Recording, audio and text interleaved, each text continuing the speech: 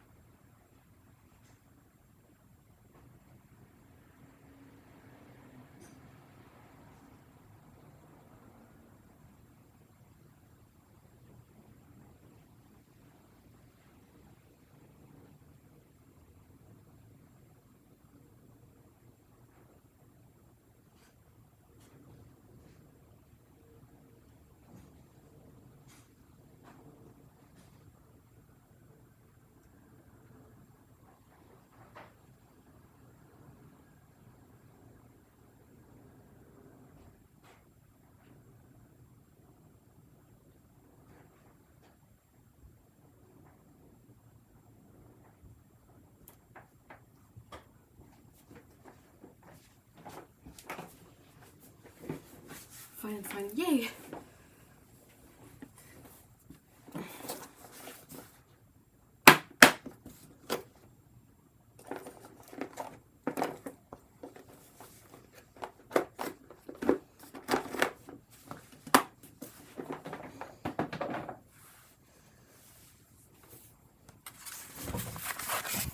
Right, sorry about that. I was reading the instructions for these and they're not super duper clear.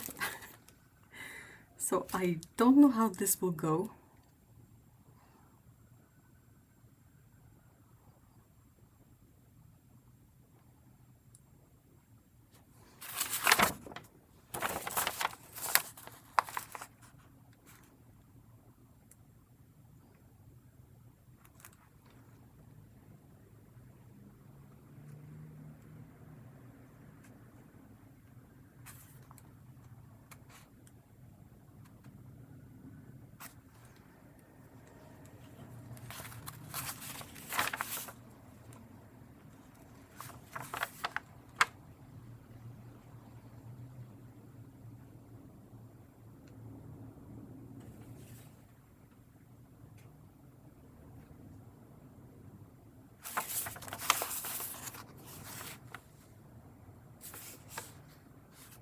Alright, let's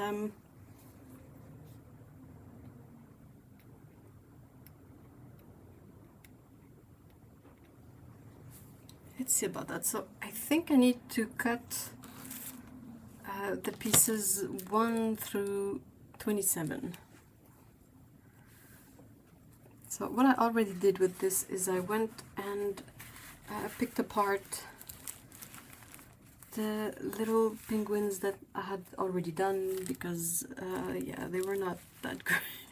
It was kind of terrible. So alright, so I don't think this one is for now. These I have no idea. This thing is not super duper well made because the numbers are printed on the felt, so if you've cut the felt you are kind of fucked. So yeah, it will be a there will be room for improvisation, I'm pretty sure. So this one is probably one of these.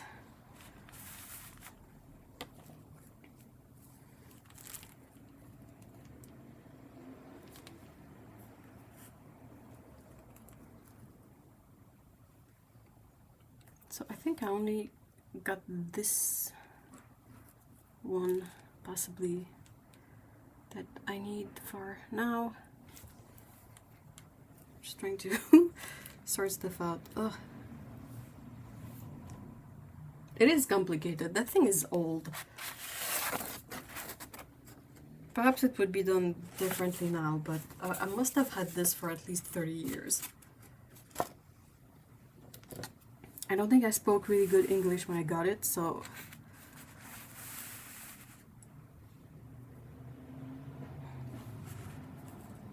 Pretty sure that did not help in figuring this out.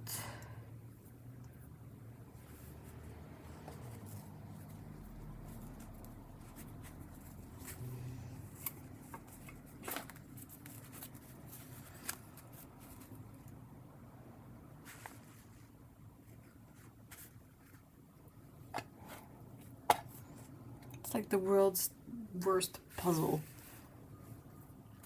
Right, this probably goes there, this probably went here.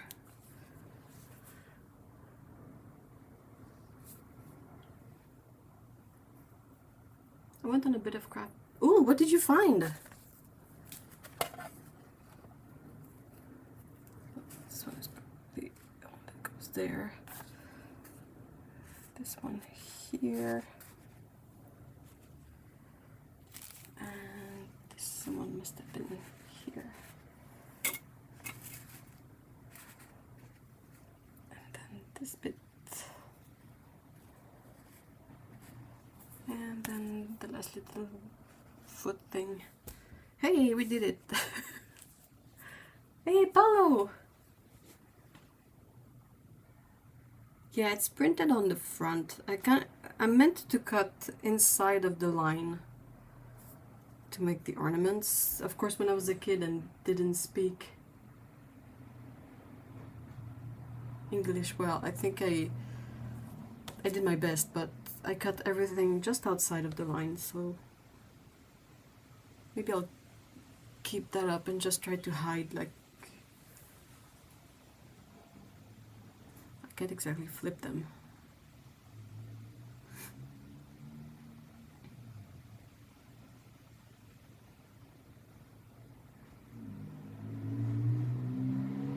So I need this one, this one, this one, this one.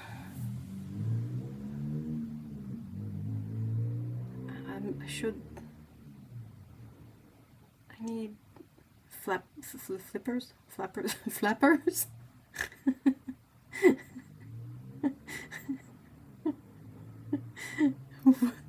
What's a flapper?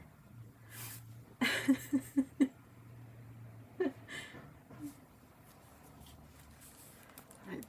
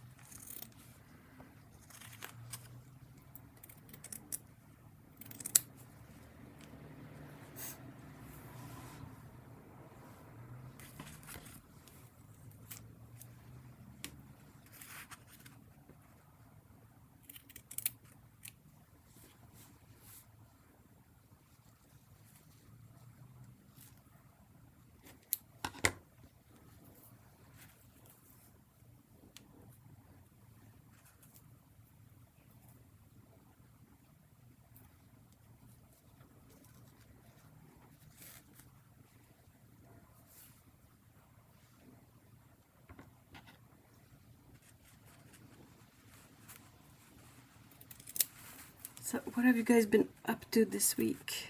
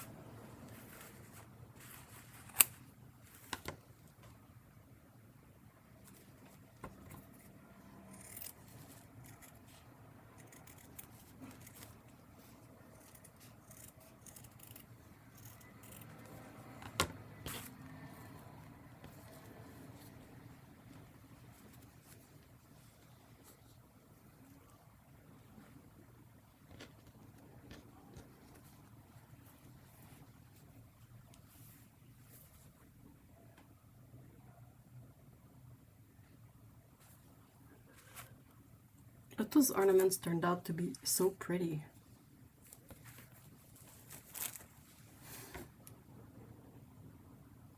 I think I got all the bits from the black felt.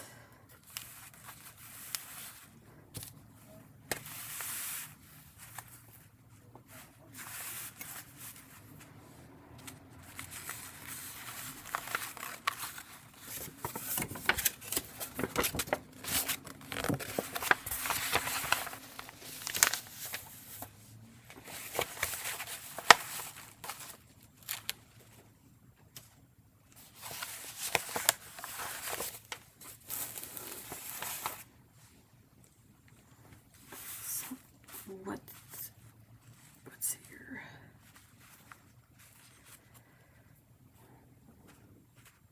My hands are so dry, everything kind of sticks to the...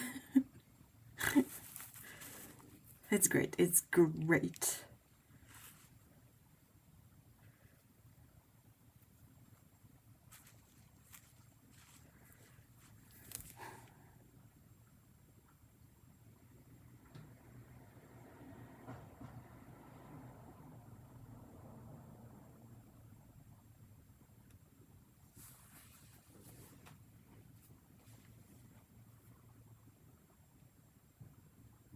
Although making 100 of them. How did you settle on making 100 of them?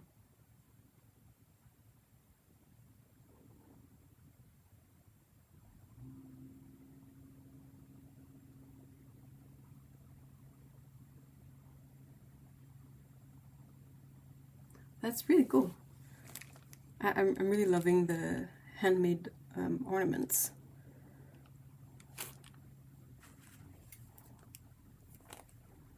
Trying to find the leaf that's supposed to go there.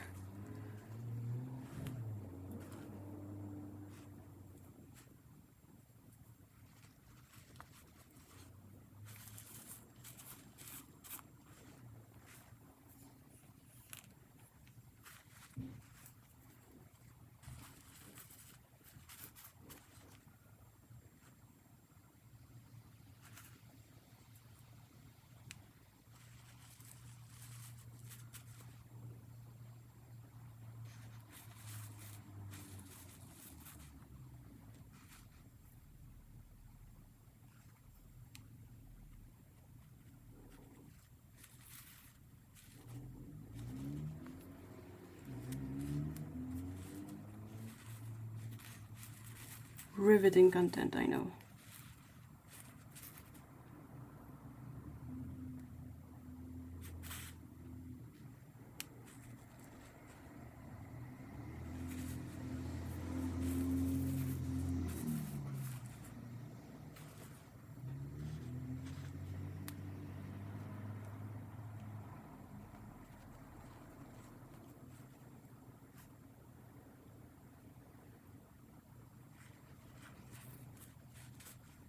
Let's assume this is it.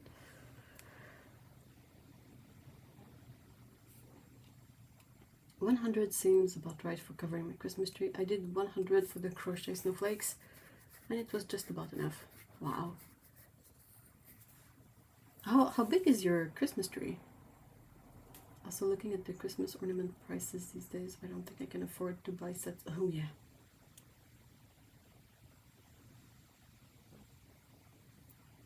Complicated is a word for it. I might be tempted to use a different word. Please, no wonder me as a kid was never able to figure it out.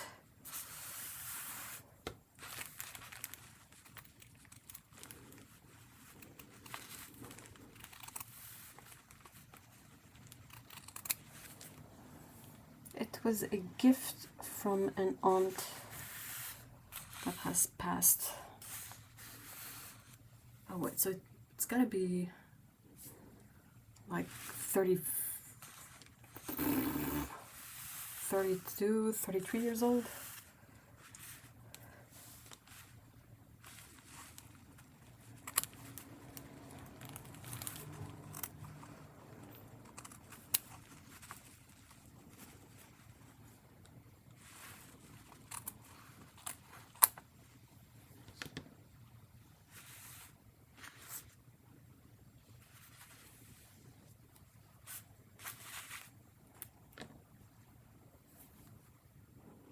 not huge, like 5 feet. It's my height. It's just to get a kind of a sense of the space that, well, the kind of tree that can eat up 100 ornaments, because you wouldn't think, right?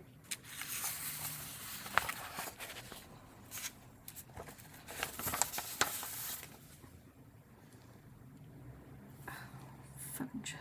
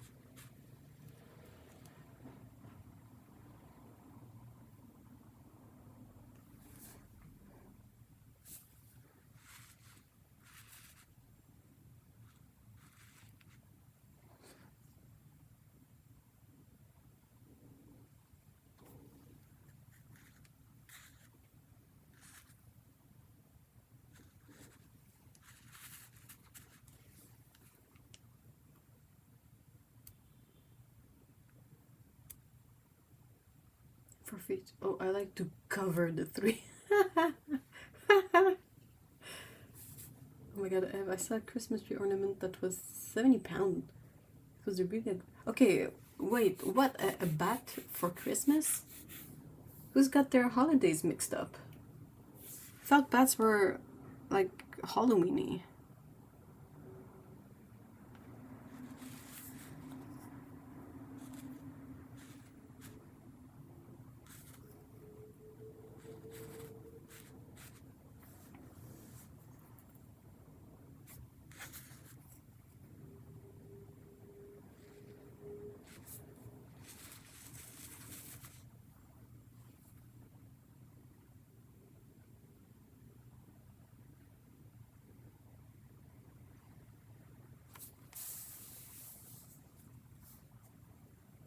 It was like a weird Halloween themed Christmas decoration area. You can hang anything on the Christmas tree. A friend has frogs and pigs. Yeah, I mean, of course you can do whatever you want, but it's just so, I don't know, since Halloween is just before Christmas, is it for people who can't wait to put up the Christmas tree, but they make it... I would love to have a Halloween tree, to be honest, but it would have to be like this really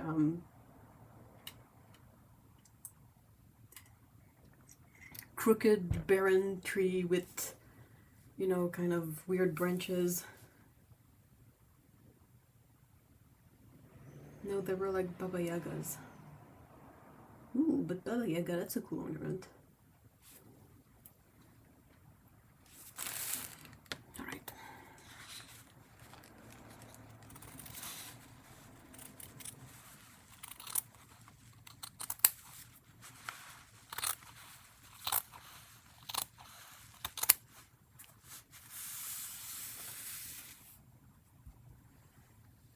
One, 2, 27.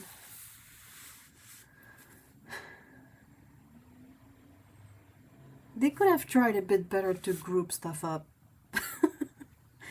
Like, I have to try and get in there and cut some weird bit in the middle of the felt.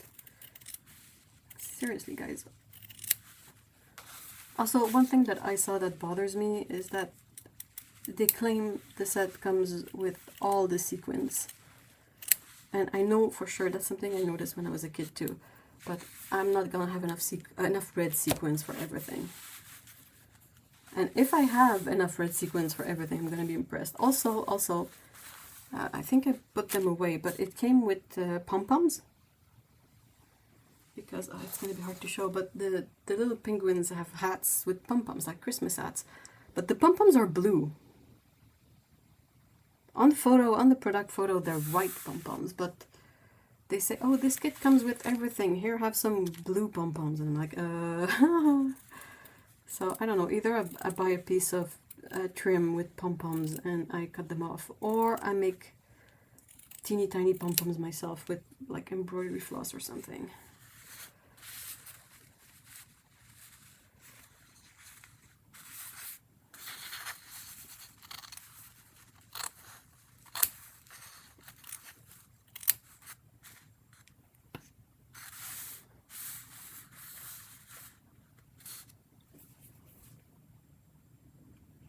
I'm gonna have to find it again. A Nightmare Before Christmas, Christmas tree. Witch's book. It's a witch with two. Is that on the Harrods website again?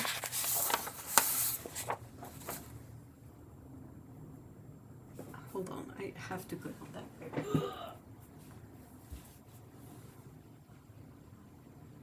Oh, it's bit.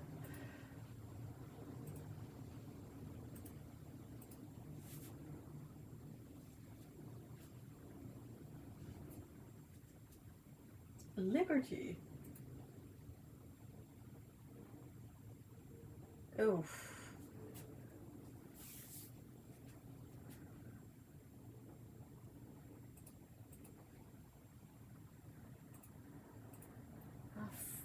Freaking pop up de merde. Floride, button.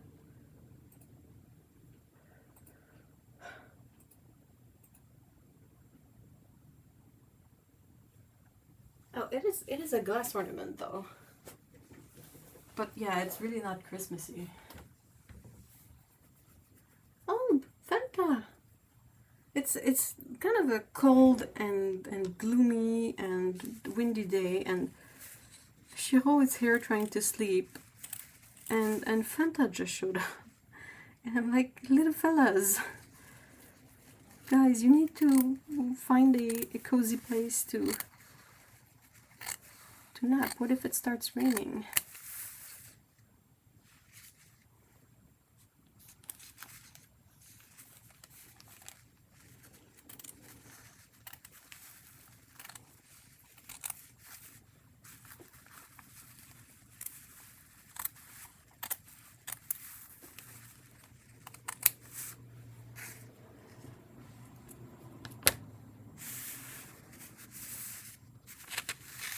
Salut Fanta.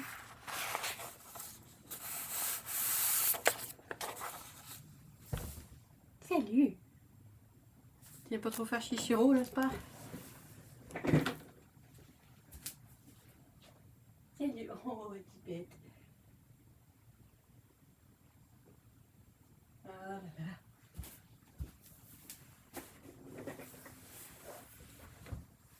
None of the other Halloween themed Christmas ornaments are online.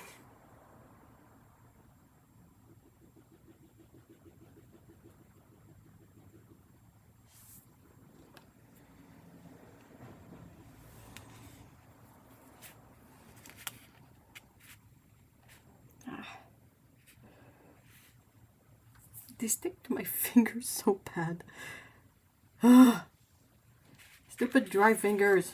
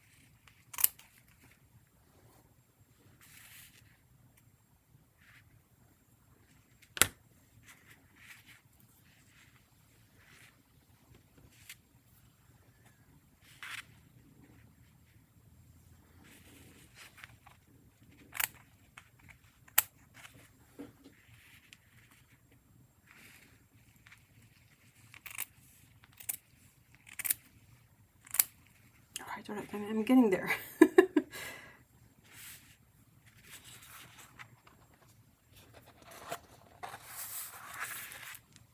Gonna need a master's degree to figure out what to do with this thing. The joy of vintage craft kits.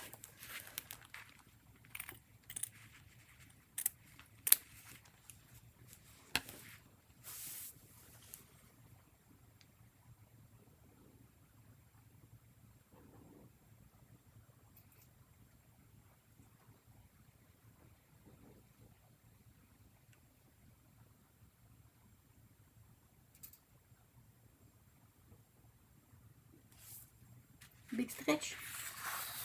Little cat, big stretch.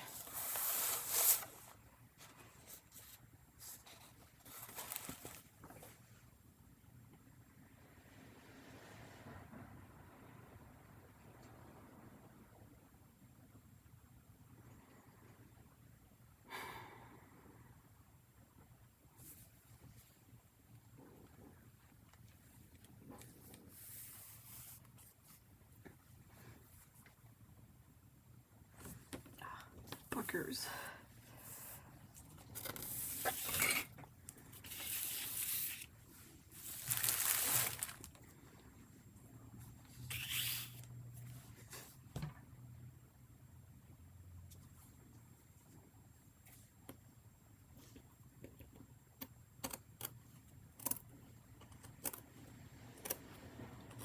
This is the last felt color I have to cut.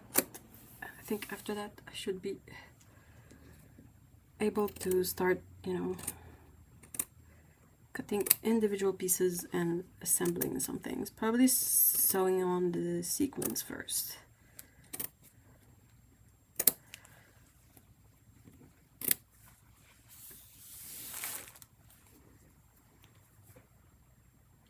I don't think it is for adults.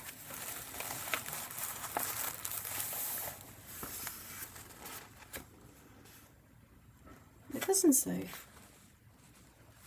I don't know if you guys can see. Hobbycraft. Traditional felt ornaments.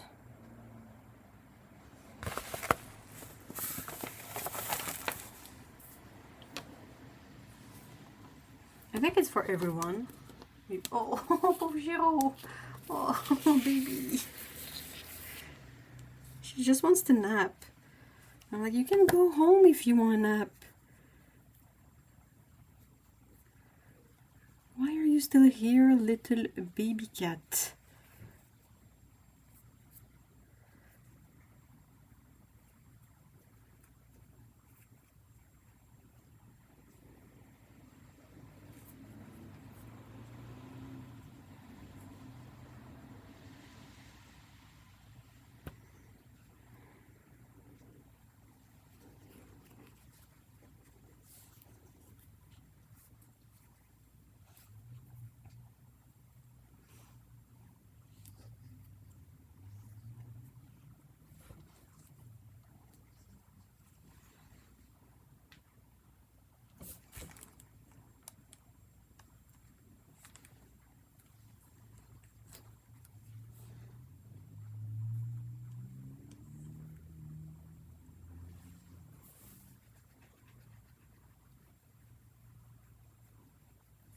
She gotta stay by her side.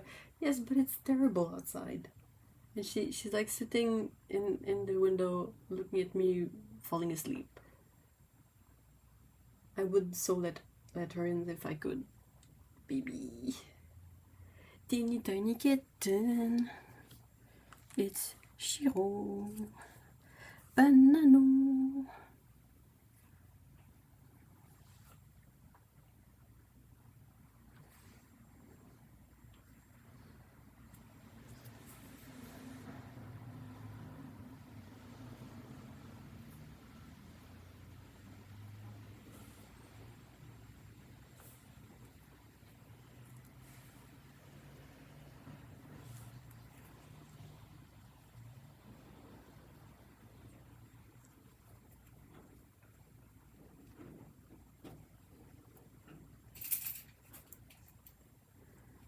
I don't know if you guys heard all of that.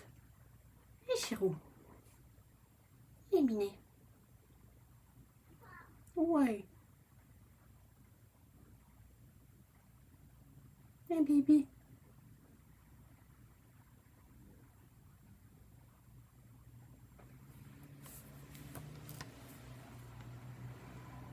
I feel like those kids back in the days gave a lot more supplies to make mini ornaments.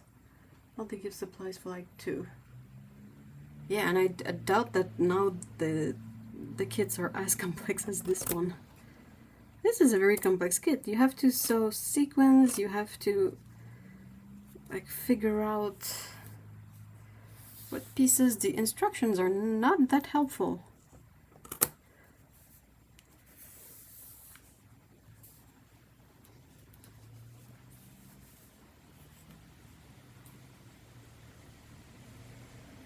Oh, Eva, I just noticed you calling this stream part 1. Yeah, this is definitely a mini part endeavor. There's no way anyone can finish these in like a couple of hours. Well, maybe, but not me.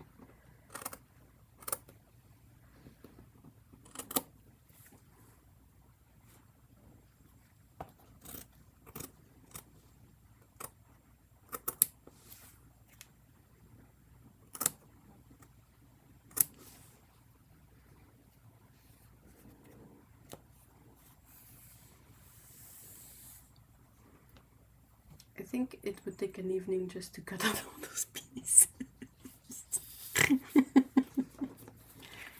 Yeah, kinda. I don't know why they didn't make this any like friendlier to cut, because like now I need to go cut piece 12 and 13 here, these 4 pieces. They're in the middle of the felt, and I'm like, why didn't you put these like all together on one side so that I can cut a chunk off like easily and move on with the project? Now I have to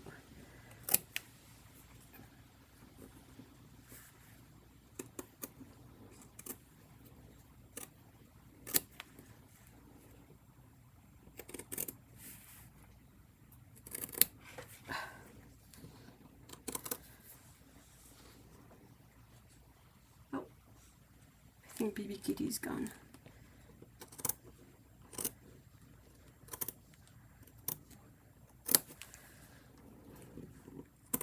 All right. I think I have everything.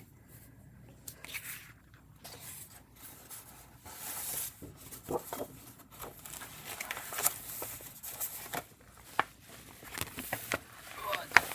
right. Oh, Fanta.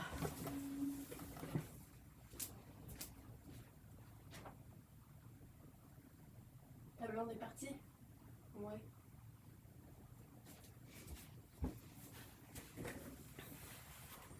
No, the pieces that look pre-cut, they are the pieces that I cut when I was a kid and started on the project, but I've seam ripped everything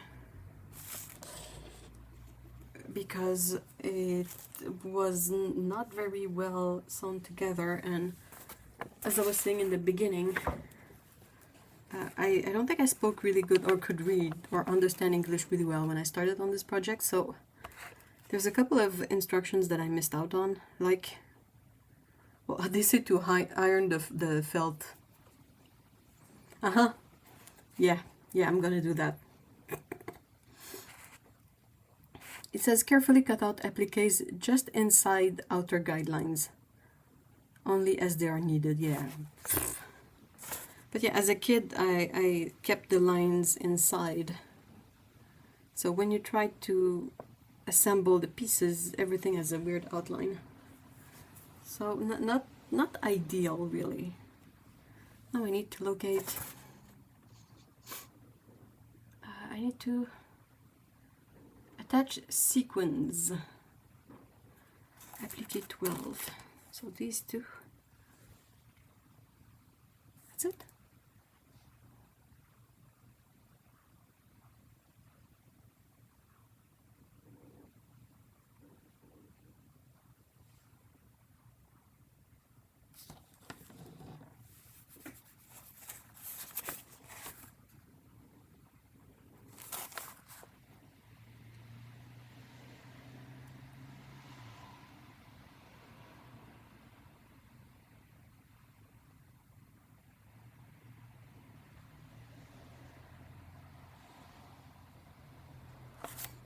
let's do what they say. So I need so 12 is here, and then I need 26, which is probably, oh, I think it's the shovel. Yeah. Right.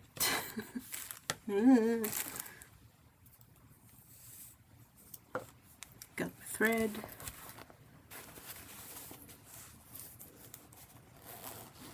The blue bits, they're for the earmuffs. Is what I'm assuming.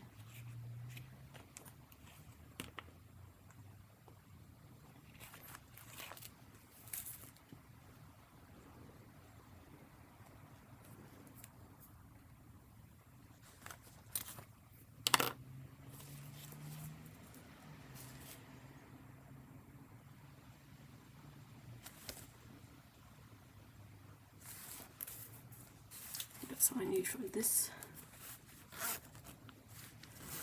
It's a you know, it's something that was made in the the 80s/90s, so I don't expect the colors to be that good. I think if you can see on this side, the paper is really yellowed, so maybe that's why the blue doesn't look blue at all. But you know, it has that vibe of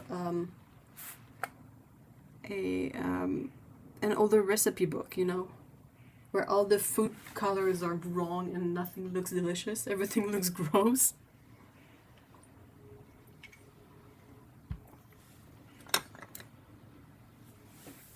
Here, let's use this. Get some beads.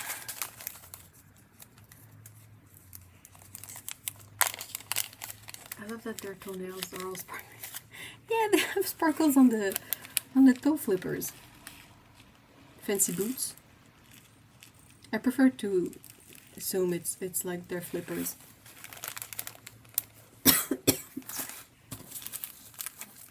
Let's start with the shovel. But yeah, look! You can you see the whole? I can't see my screen.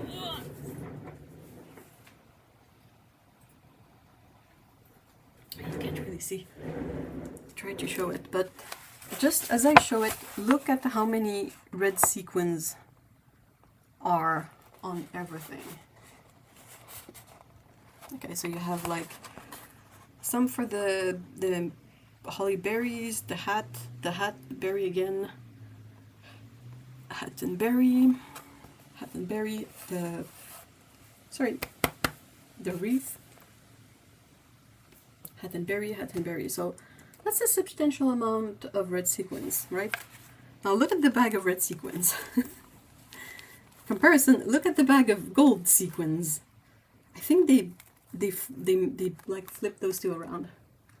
I think they give me the number of gold sequins that I would need as red sequins and the other way around. Because there's really not that many gold sequins on the whole project. So I'll have to source. But yeah, I think this is like the product picture, and I think the kits don't contain necessarily what's on the product picture, because if you can kind of see, the hat sequins appear to be more like a pearl color, whereas I've got silver sequins.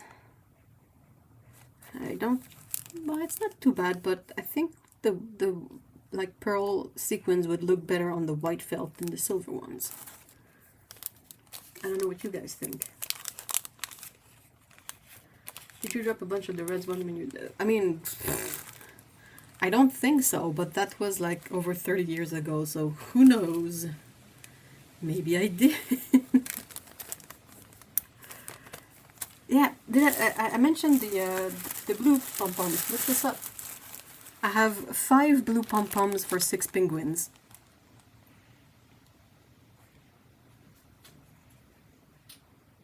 Engineering Knits had similar issues with some star kits she got. And I mean, this one is like crafted with pride in USA, and I'm like, yeah, I'm sure whoever assembled this kit was not very proud of their work. Yeah, I mean, to some extent, if they had been, I don't know, red or any other color than blue, it still would have felt kind of Christmassy. Blue is probably the least Christmassy color, and it's not even the same blue as the felt, which is more of a teal color. This is like royal blue.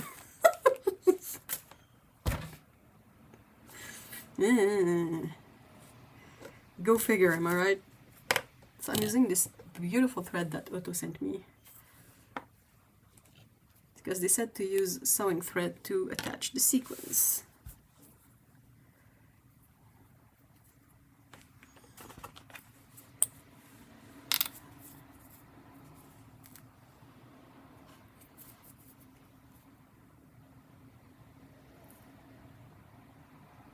I've been itching to go thrifting so bad.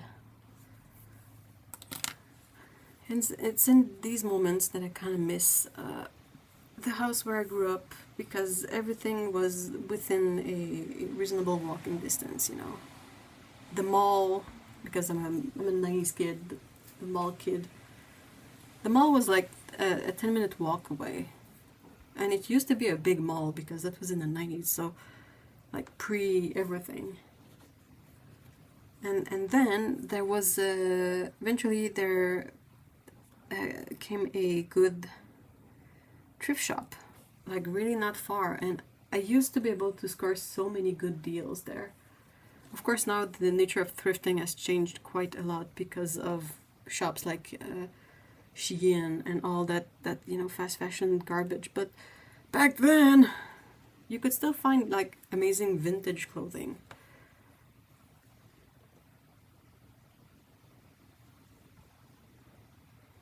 Found some new thrift shops. Oh, I'm jealous. Are they within walking distance too? I need to come over to Edinburgh for... Oh, dude. I need to win the lottery first, but the moment I win the lottery, you can be sure I'm on a plane to Edinburgh. Like, I'm gonna give a bunch of money to friends and families, but as for me, I'm on a plane.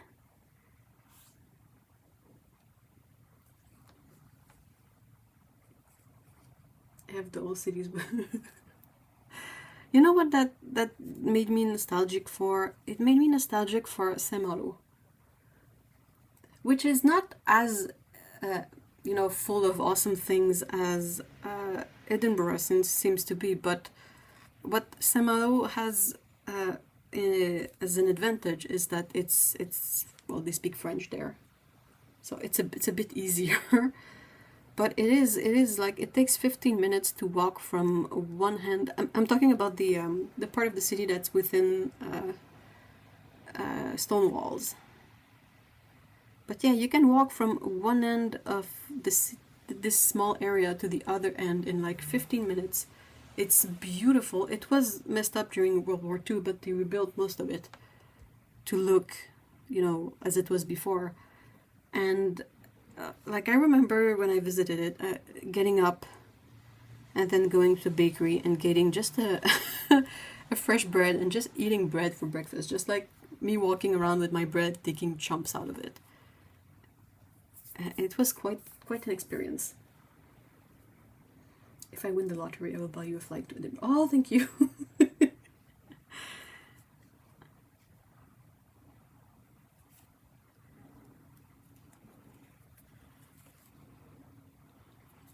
If I was anywhere in France, I could probably take a train to get to Edinburgh too, relatively easily. Much more easily than having to take a plane.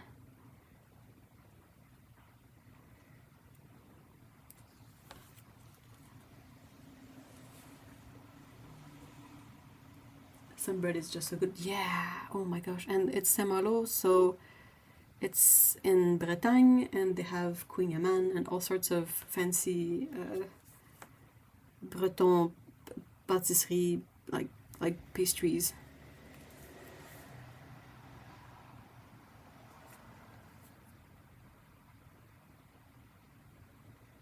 You can, but flying would be much cheaper. Well, it would be a much shorter flight too.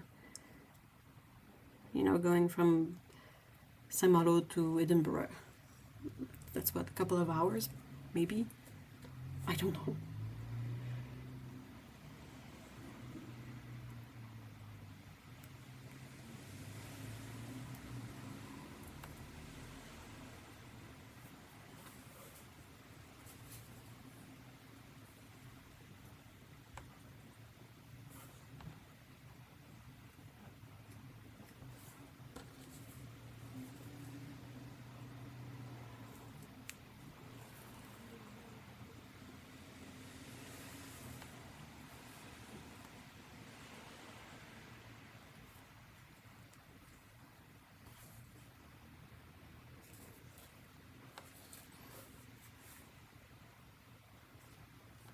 Otto, do you watch horror movies?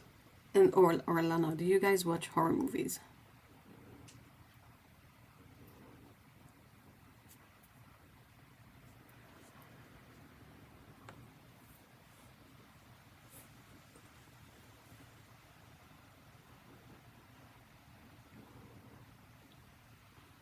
It depends.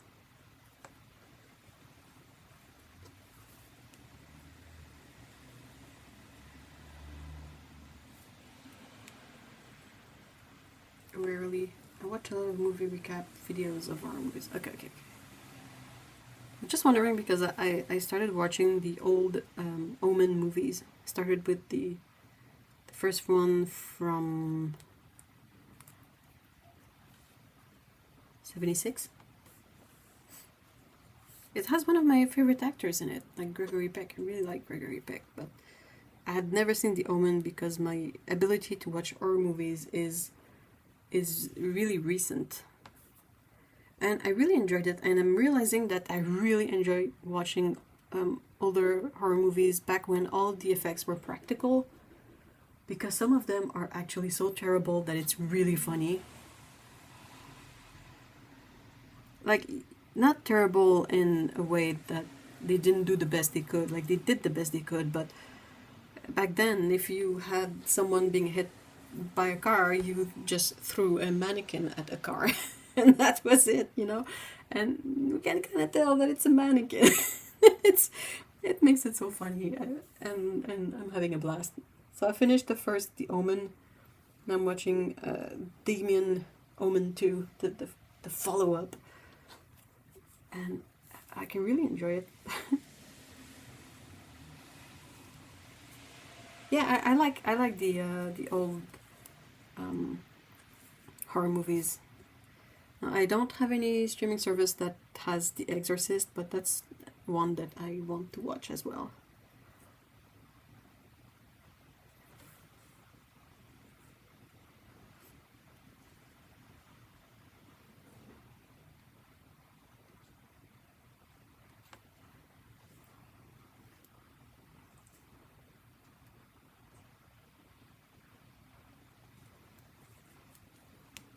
I'm up to date on the Aliens except for the one that's in the theater right now, Romulus, but I saw Prometheus and Covenant recently. I think I saw The Exorcist being recommended to me on Prime Netflix a few weeks ago. Perhaps in Germany, but over here it's not on either of them. It's on a kind of Canadian streaming service that is called Crave. Oh, I remember seeing The Exorcist at the cinema. Oh, that must have been amazing. No, it's like watching The Thing. Like the practical effects, you can tell that it's puppets and everything, but they're so good and bad all at once. I saw The Fly not long ago too, and oh my gosh, the makeup. It's freaking amazing. Prometheus was pretty stupid. I don't think that's the popular opinion, but I kind of preferred Covenant. Even if it's, not an amazing movie, but oh my gosh, the end of Covenant is just ugh. Not terrible, but it's like it's chilling.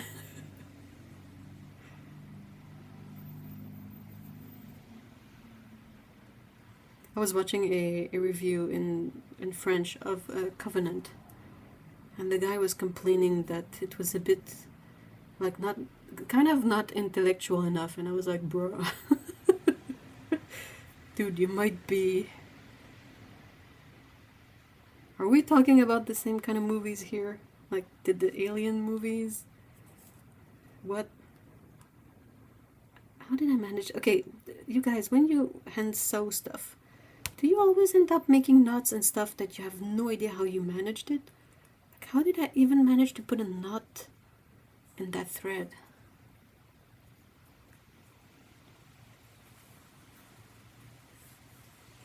It was amazing, but I had no idea what it was about. I just went because my friends wanted to see it. It's not a movie to go so unprepared. Oh yeah. Yeah.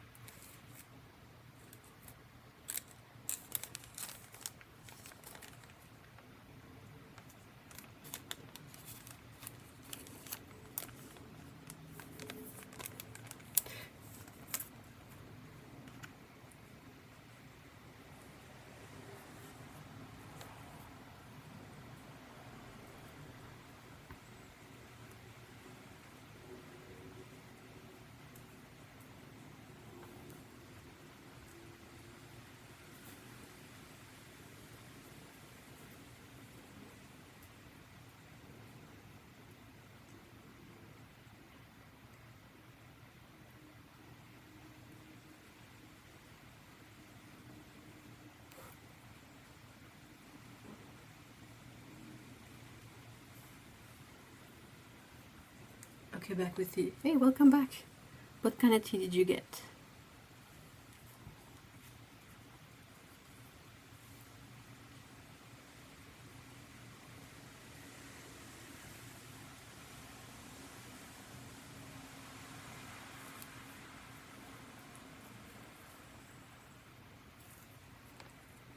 Decaf Earl Grey. Ooh. What did I miss? I don't think you missed anything. I didn't. I paused the convo.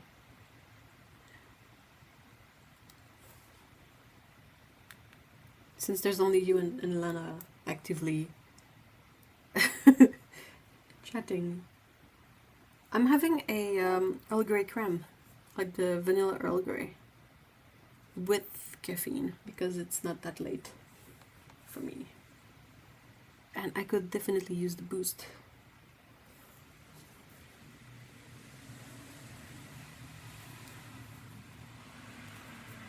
Earl Grey and chai are my favorite teas, but I'm really picky on the chai. So I feel like Earl Grey is a safer bet.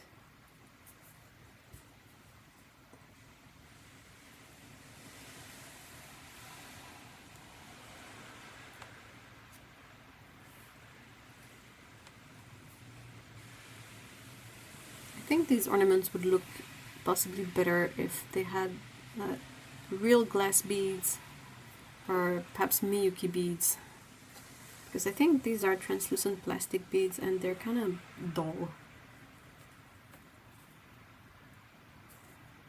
Like, it works, but it's not like excessively sparkly.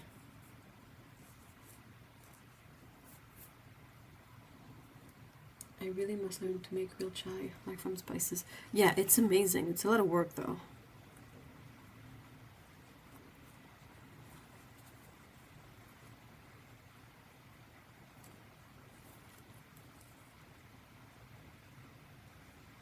so there's a semi-posh but with a casual vibe restaurant that is Indian. They do breakfasts and their chai is bottomless. Oh, no way! Oh, that they don't know what they're they don't know what they're doing. This is so dangerous.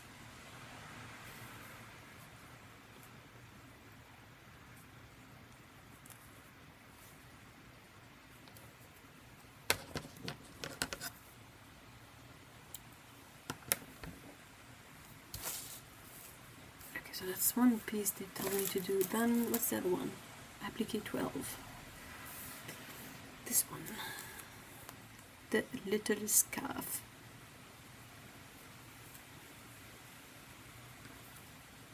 It's raining. That's some solid brain now. And they are super kind and even gave me a refill in the takeout cup so I could squeeze out.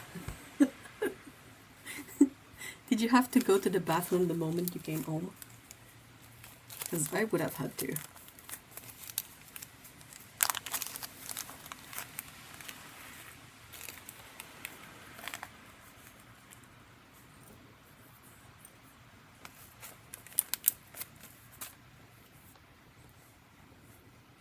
Yep, and during the meal. Yep.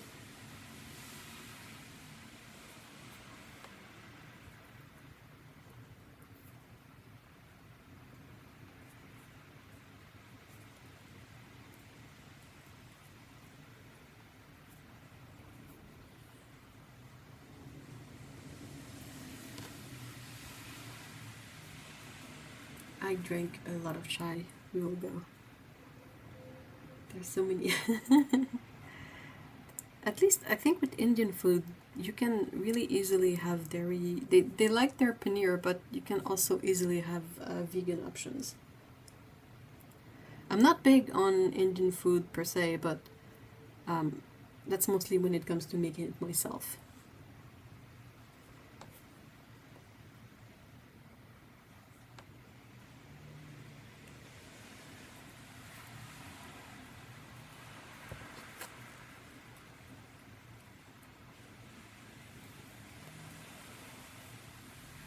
There used to be, I don't know if it's still there, I think it changed, but a substantial amount of time ago, I used to walk by an Indian restaurant when I would go to that specific workplace, and their placard outside said, I don't know, something, and it said 100% excellent food, and it always cracked me up so bad.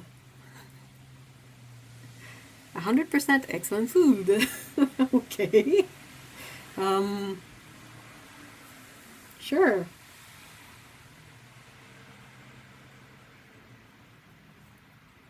Scotland. I just need to win the lottery. That's the only, that and not having a current passport, but like one of them is really easy to settle, the other one is a bit harder. Winning the lottery is not an easy feat to accomplish.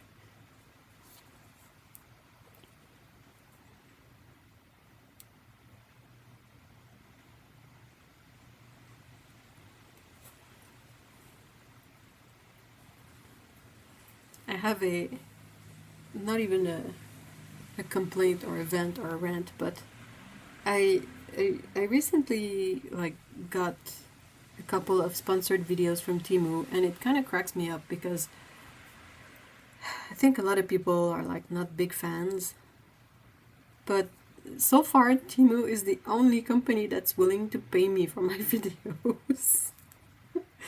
They don't just send things in, they're giving me money to make the video, and they're the only one that do that, and I'm like, well, you know what,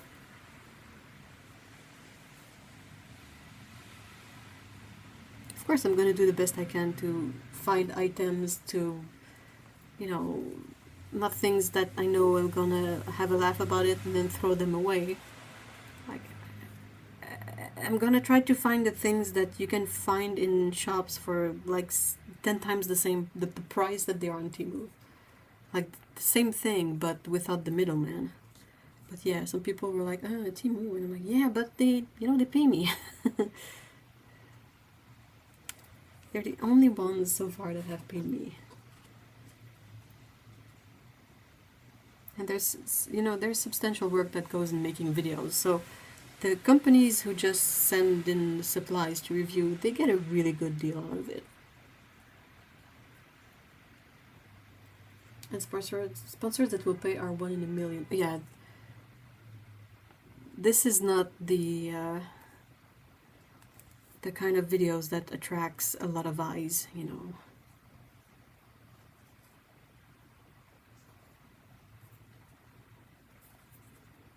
Oh, shit.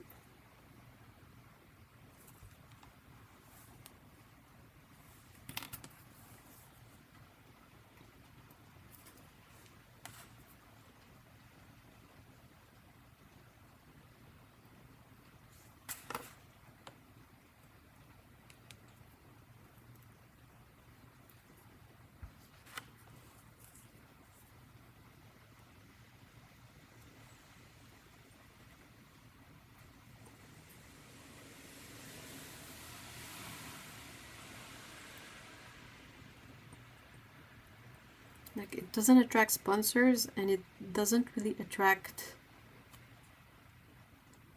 a lot of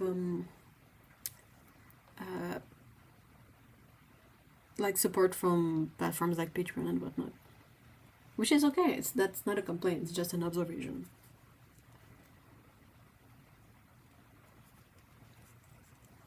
Where's box? I don't know. Do I need to do the box call again?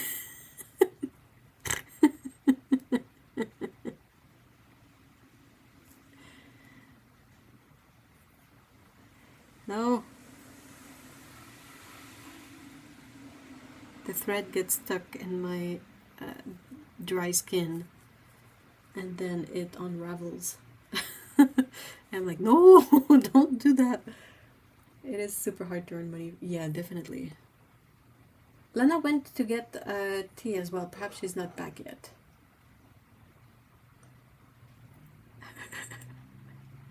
In my head, it sounds like you're trying to call a cat outside.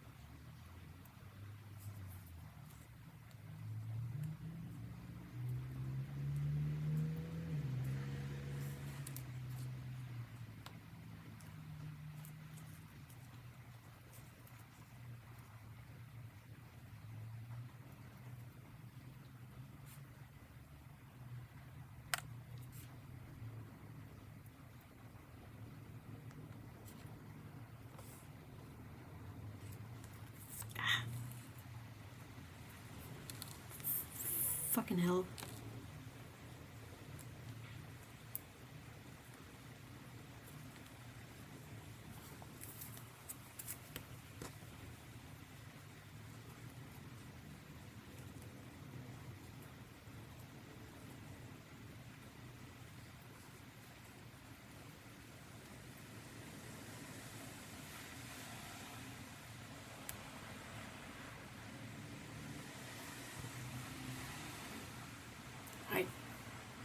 Yeah, we're just fighting the thread a bit. That's exactly at the tone I was doing.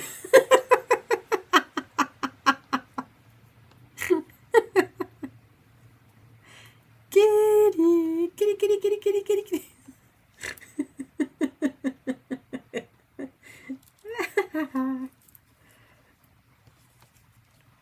The ornaments are, you know, doing as any kind of craft project kit goes, which is half of it is like, what the heck am I doing? A part of whatever's left is just like, okay, I'm doing the thing. and then the rest is swearing at the project.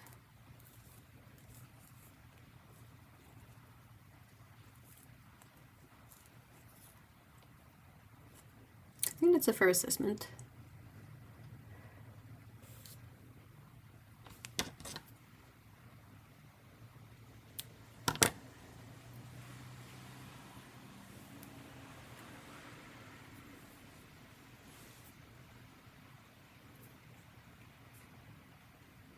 I wish we could do a split screen stream so you can see me working on the ornaments.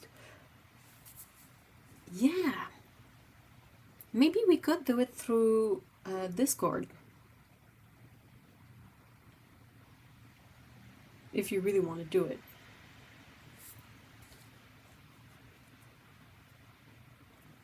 Alright, that's one done. I have another little scarf to try to attach some sequins to. Well, you can do group calls on Discord and you can screen share, and maybe there's a way to like stream that screen share thing. I'll have to look into it, but if you tell me that's something you're really interested in doing, I can do some research on it. How many do I need? 7?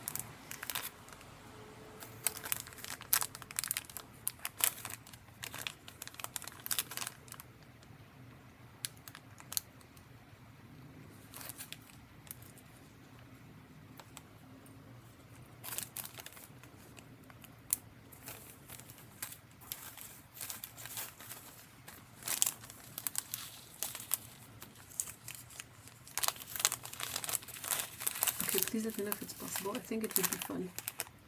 Oh, I don't mind at all. Not one bit. In fact, I think it would be a lot of fun. AutoStream is a source at OBS. Yeah, I think through OBS and whatnot, might be able to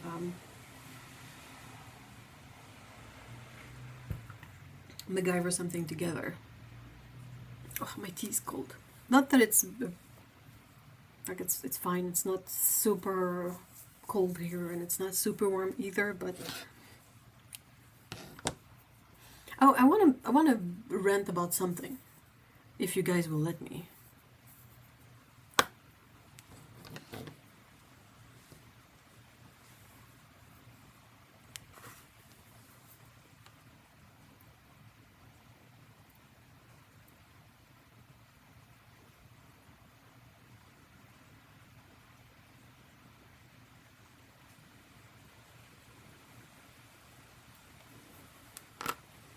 Please rant, love a rant. Okay. So last week I went on a decent bike ride. It took about an hour. It covered about 15 kilometers, and it had a fair share of uphill and downhill. So overall, a balanced bike ride. And for fun, because I had never tracked that specific bike ride, I used a Map My Ride app to get the stats, like the number of kilometers, the time, and all of that. But the thing also estimates the number of calories burned. And I was looking at it and I was like, okay, so I went out and biked for like an hour, and that's not even the calories that you get in just a regular burger. I was so pissed. Not that I mean, I enjoyed the bike ride anyway, but oh my gosh, the human body is a piece of shit. Burn those calories, you dumbass. Like, come on, have fun with it. Go ham. Burn all of the calories. You don't have to hold on any of it. Garbage. Yeah, that was my rant. Just was so annoyed to see that, all this work. Yeah, you can't out-exercise a bad diet. But it's just so frustrating because it's like you feel like you put in a good effort, and your body is so good at keeping its energy that it doesn't really make a difference.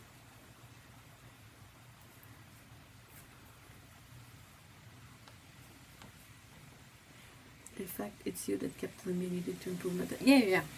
But still, I was like, you know, when you exercise and you feel like completely pooped after, like you're sweaty, you're gross, your muscles hurt, and all of that, and you look at the whatever stats of your workout, and it's not even substantial. It's just like, oh, you moved. You're like, what do you mean I moved?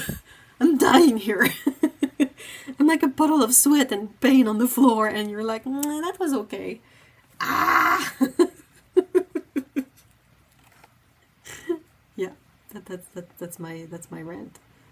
Nothing new under the sun. I think we all know this stuff, but oh, it's annoying. Like a run uses less calories than a sneak. I know. You have to run for like a freaking marathon to see a difference. And a Snickers bar takes under a minute to eat if you really take your time. It's like what, 5 or 6 bites? It's nothing.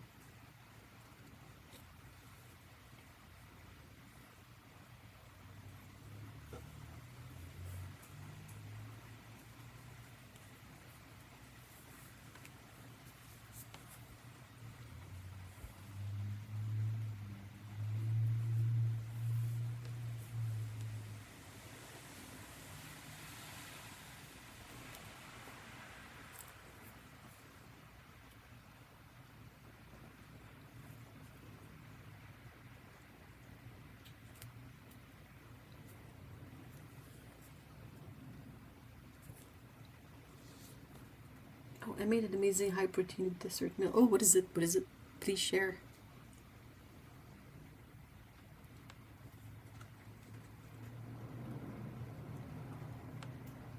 But it's also kind of annoying that they add sugar to everything. If you want to avoid calories, you can't eat. No, you have to. You really have to prepare all your food yourself, unless you get, like, perhaps there's a handful of items that you can get pre-made that are not too bad, but ugh. Most of it will be like items that are sort of partially processed, in the sense that if you get instant oatmeal, it's partially processed to cook quicker, but if you get the plain kind, it doesn't have any sugar in it. So that's kind of a, like, yeah, okay. But also it's kind of boring, so you have to add something to it, like cinnamon at the very least. Greek yogurt mashed in a whole load of fresh raspberries. Ooh. So it was all like a what's a raspberry for? Then I crushed up a blonde protein bar. It was crunchy and chewy. It was like an eaten mess.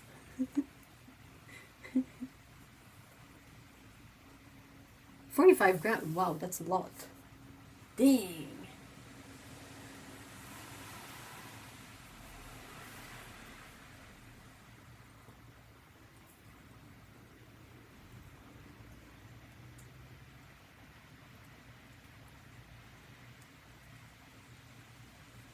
I get the plain oats, but I don't cook them too. What do you do with them?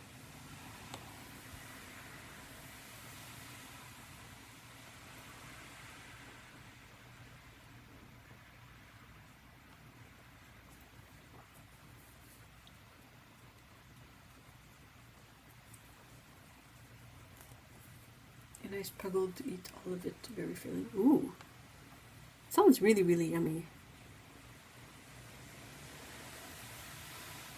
Kind of miss Greek yogurt.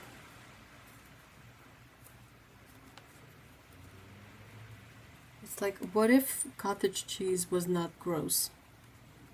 Not that I can eat either of them, but back then, like, I struggled with cottage cheese, but Greek yogurt is kind of the same profile, in the sense that you get something that is really full of protein and low in fat.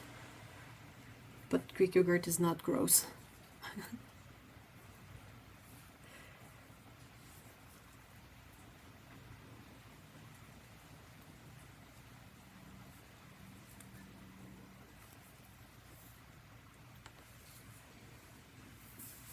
I put lionel seeds in them and berries fruits. Oh, like cereals. Just like Instead of processed flake cereals, you just put oats in there. Sounds yummy. You don't cook them at all? I didn't know you could eat them just raw.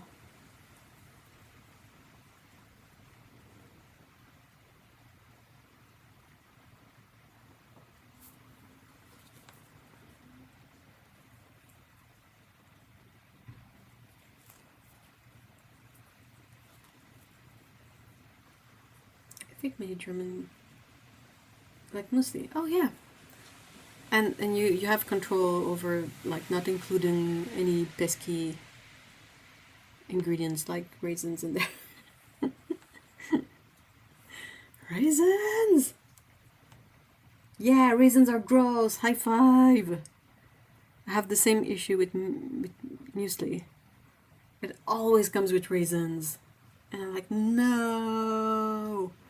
Yuck. There's one brand that doesn't have any raisins in it. It doesn't have any dry fruit. I think it's mostly just flakes of stuff.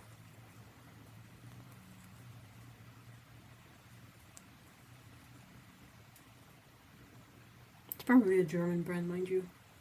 I feel like most of our like actually good muesli we get here is from Germany. Or maybe Switzerland.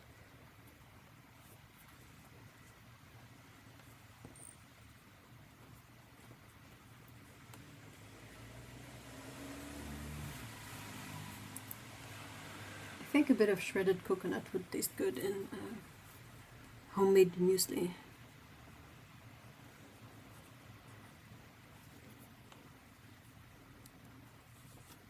We also have two kinds of oats, just flat crushed ones and really finely ground ones. Huh.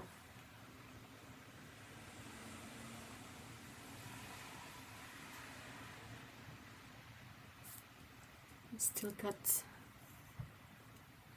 You know how you have rice cookers? Now I wish there was an oat cooker. I really like the steel cut oats. Like that's the really chunky ones, right? They have such a fun texture, but you have to prepare them, and it's.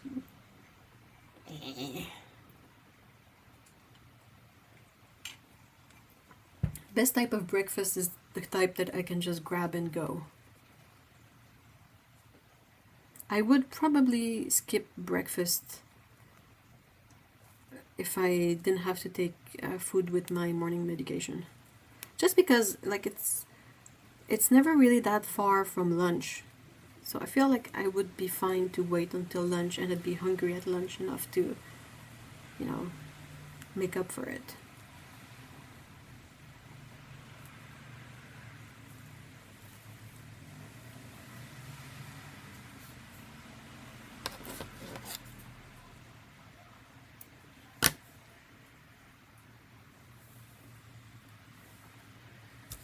All right.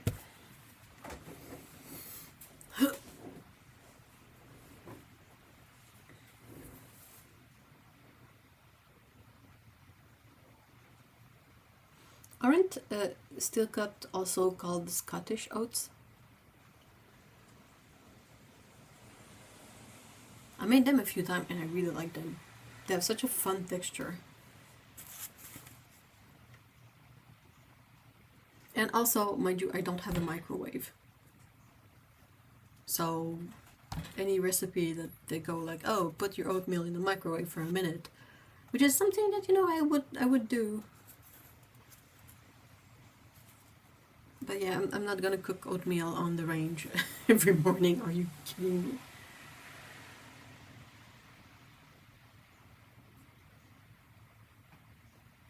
Okay, next step is to attach applique 2 to applique 1. So I have to locate these.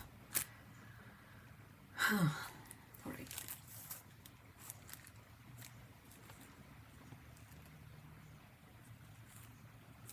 What could it be?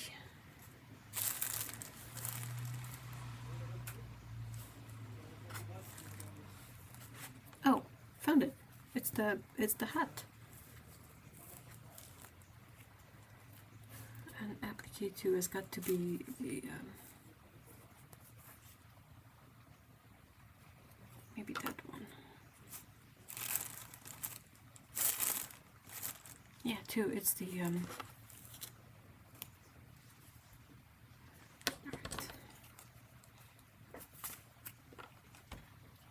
Scottish oats are stone ground oatmeal. Oh, okay.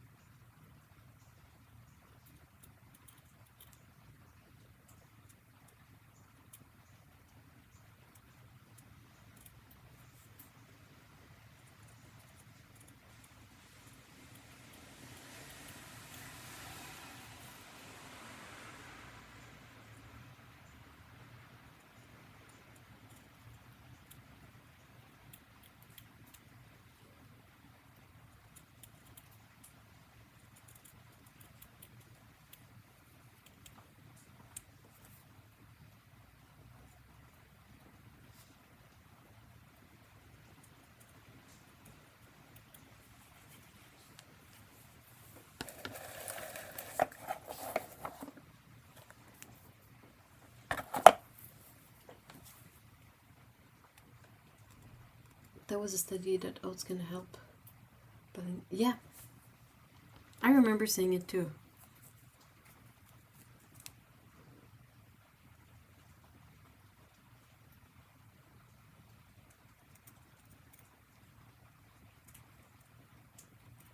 I think it might be something about the fibers and the oats that help with that.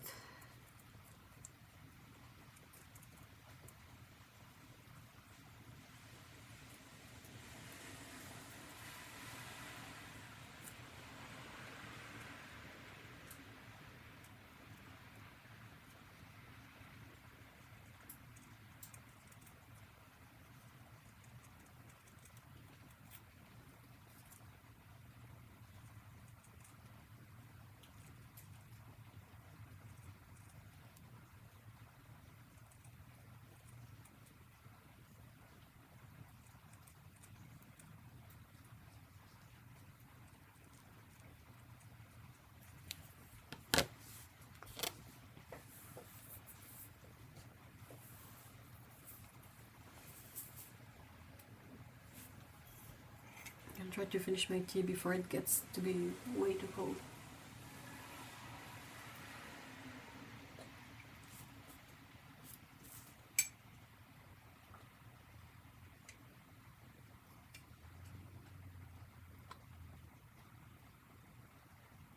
Those are lots of sequins for the penguins, yeah.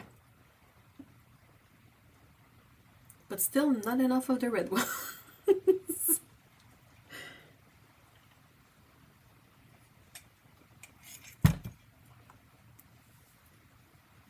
Yeah, the yellow thing is a sparkly shovel.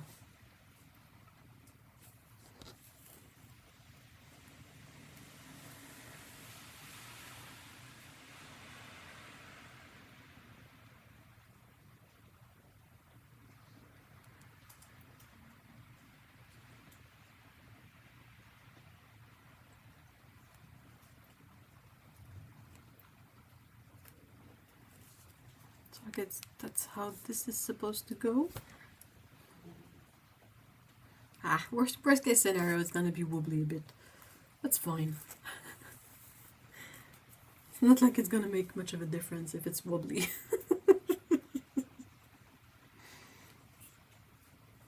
They mean business? Yeah. Ladies, these penguins have sparkly toes. Of course they're gonna have sparkly shovels. They're definitely North American penguins. With those shovels. Yeah, they have cute eyelashes. When I was a kid, like I removed most of the terrible embroidery I had done on the eyes as a kid, but I don't know how I'm supposed to embroider them like the references, because they mark, like they printed over the part that's meant to be white as the pupil, so you know the little white spot in the eyes, it's kind of a black dot. And I'm not sure that if I avoid painting over it. Painting. If I avoid embroidering it, I might come back and make a you know that fancy embroidery knot that makes a dot. I don't know what's it called, but I have books about embroidery that I can check to figure it out. I don't think it is white beads. Some of them are way too derpy. If I do, like, look at this derpiness here. You can see that guy, the one with the wreath. Yeah, French knot. I think that's it.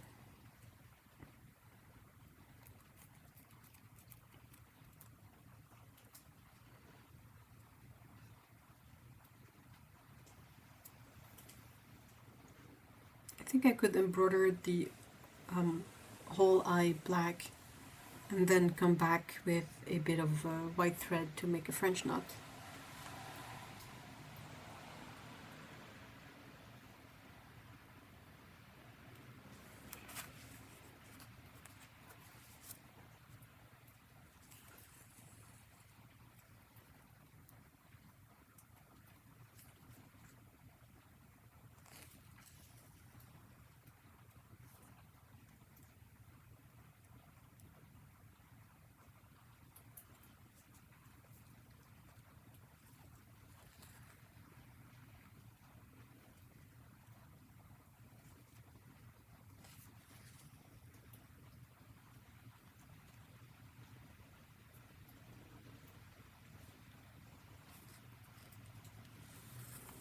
Would have been cool if you used black sequins for the eyes, then you just French knotted. Yeah. I'll keep that in mind, because if I have to find a way to get more red sequins, because I really don't know what I'll do about that. Will I just make some of them have like a weird... I feel like any kind of color but red on the hat would look weird. So I'm not sold on that. So when do they... Oops. Okay. When am I supposed to attach the... Oh, okay. Check out this step. Let scarf hang loose. What? What does that mean? I was like... Where's the step where I attach all of the other sequins? But it's later on, so at least there's that. Embroider applique 7 and 8. Oh, that's the face and the beak. Okay.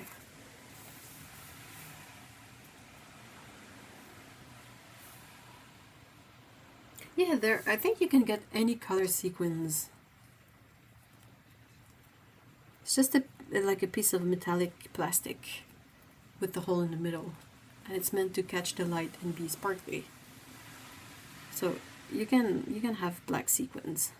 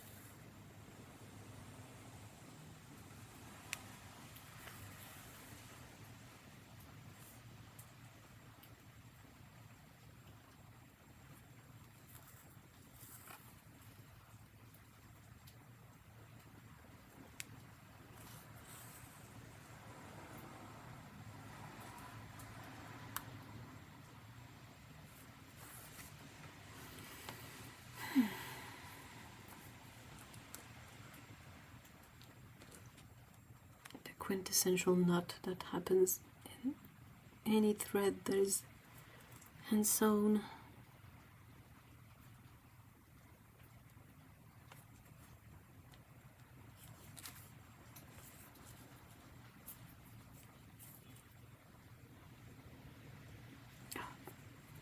Come on.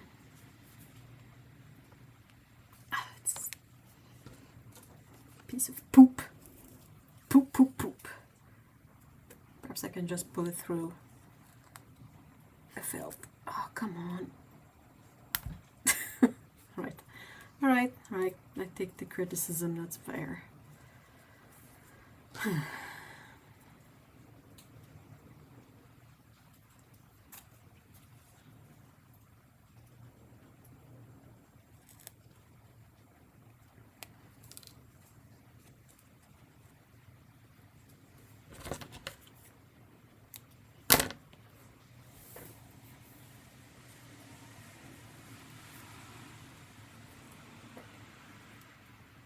What?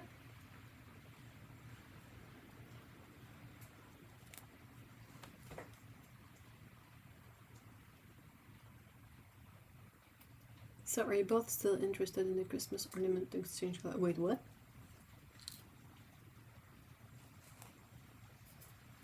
I feel like I'm missing something here.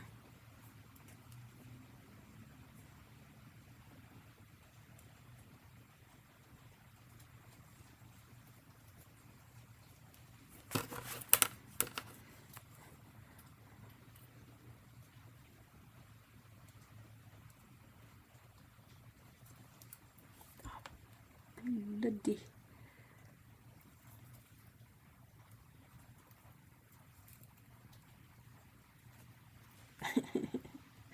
Sometimes I would need more hands.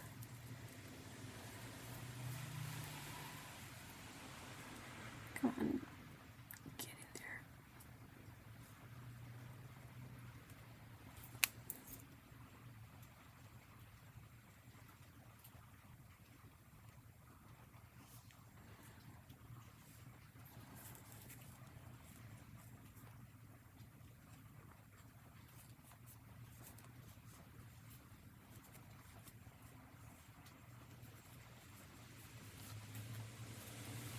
Guillermo del Toro is shooting a Frankenstein movie next week in Edinburgh. I think he's doing most of it in Glasgow. They're building a set in Edinburgh and we went to see it today. I think they built a gallows so someone's getting hanged. Ooh! Otto had the collab last time. That would just be fun to make some and exchange handmade ones.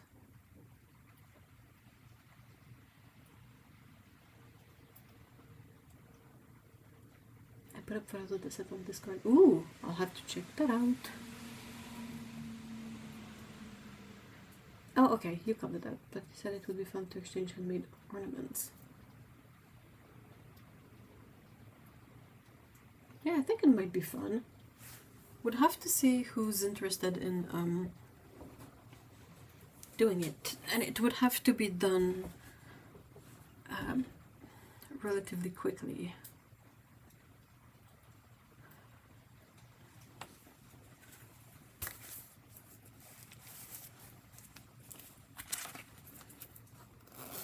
I know it's just September, but by the time everything gets to their destination and all that, and if people handmade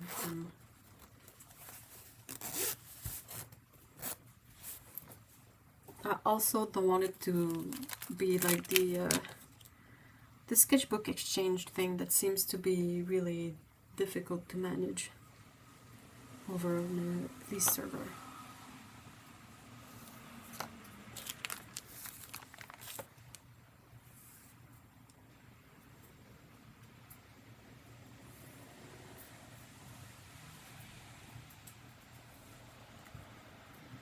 My only issue with it is that I don't really put out ornaments for Christmas.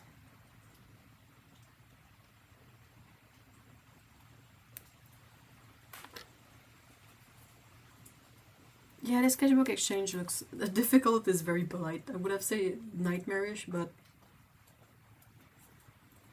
because I think the main issue with it is that it's really reliant on the people before you sending forward the stuff you need, and it makes for a lot of blockages and bottlenecks.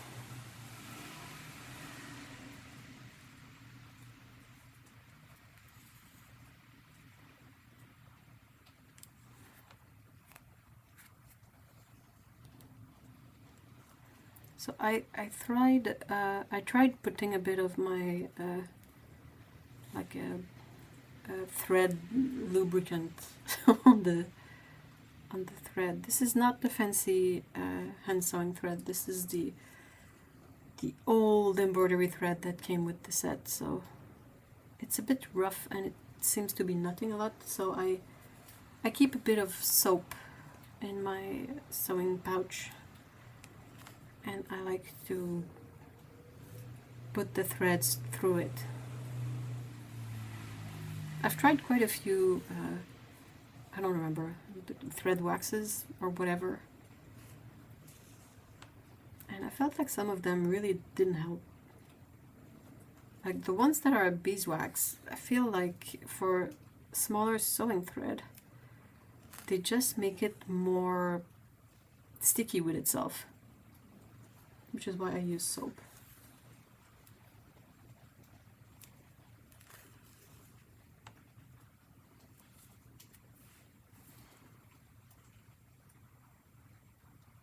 I hope the sketchbooks will move on, but it's been 3 years since. What? Ah, that doesn't make any sense. 3 years, that's way too long. And that's not even the worst of COVID.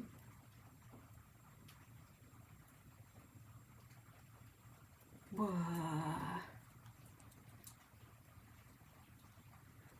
So that's a bit why I'm hesitant on making any kind of big exchange thing, because it's like,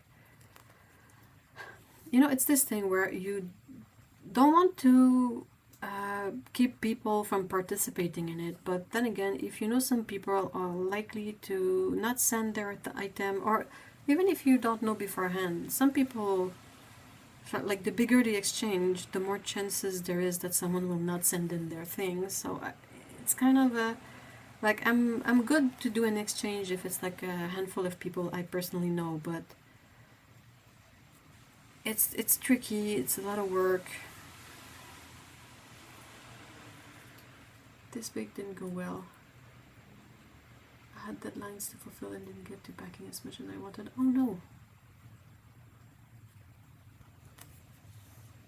Hopefully no rush deadlines in the coming week. 3 years makes no sense at all. And like, if it's an issue of someone not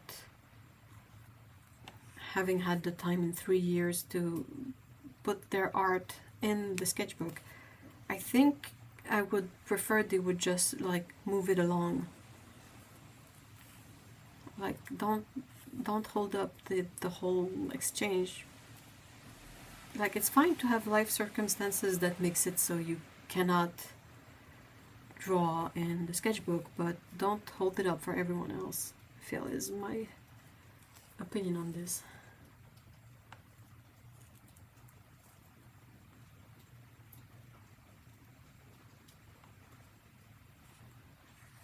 It needs a deadline. Like, if you have it for X months, it doesn't matter whether you made art in it, send it onwards.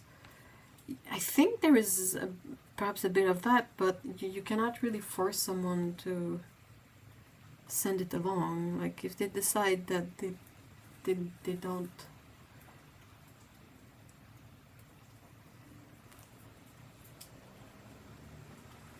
Basically, I got 2 in the first 3 months and nothing since, as they got stuck. Ugh. Dang it.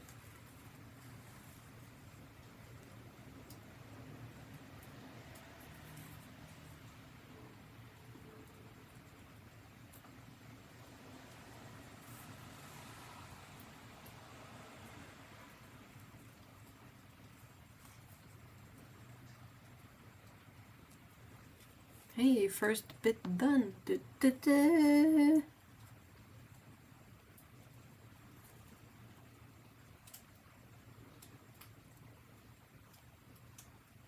It is very difficult to coordinate the group. Yeah, understatement. I have been tempted. Yuri! Hello!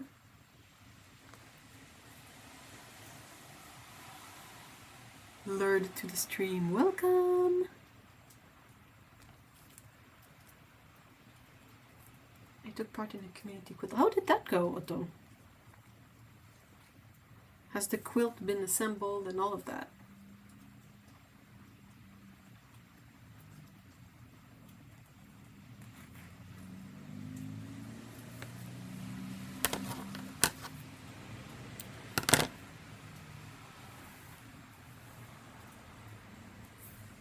Alright, what next?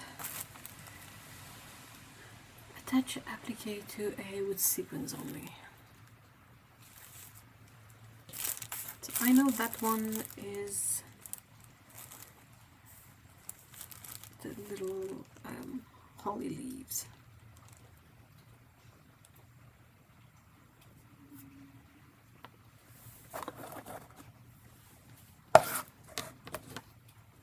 It was very simple with good instructions. They were very specific about low, medium, and high values and where the 3 needs to be.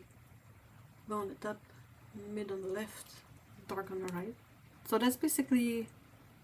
that was the one to make it look like a cube, right?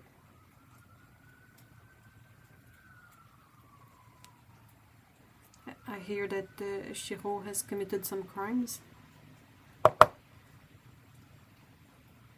Because it's a tumbling block, and the point of the design is that the value placement should create an illusion.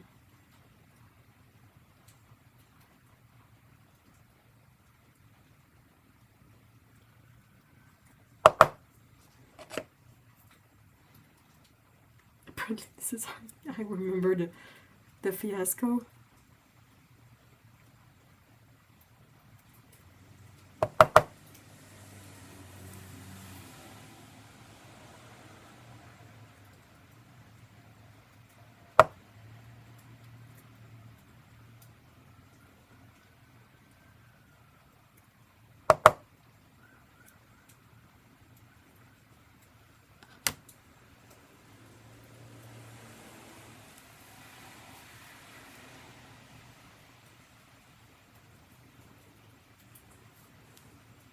So I have to attach this bit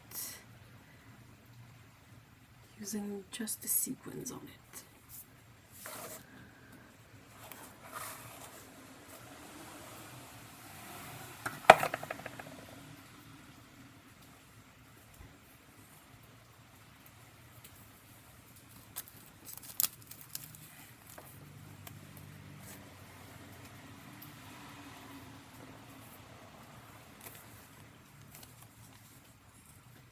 I've been stressing out about blocks other people have sent it that does not follow this. It's going to ruin the whole illusion. Oh no! Okay, so community quilt update is that they have decided on the layout and have started to stitch it all together. Then it will be on display at the Festival of Quilts in 2025. It's the biggest quilt show. That's really cool. Oh my god, I can't imagine the work of assembling it though. It's a real gargantuan task. Well, even if it doesn't turn out the way you want it to, you still learn from the experience. And your cube will look good in the quilt.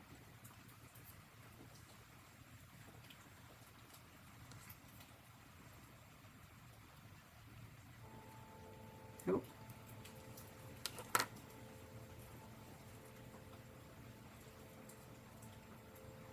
After that, it will be donated to a quilt charity project Alice Carlin runs.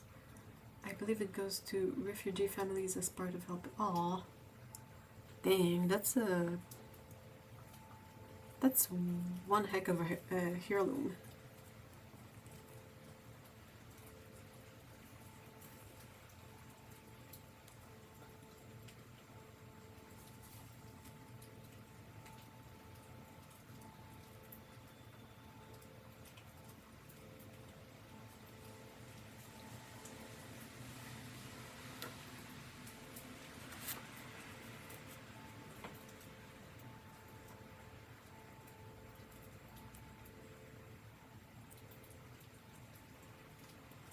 I think it's awesome. It's called the Transatlantic Quilt Project because the blocks are made by people who live in USA, Canada, as well as UK and Europe. Oh my gosh. How'd you get that blanket? Yeah, so 1,000 strangers made it for me with their own hands. That's kind of cool, right? Oh, dude.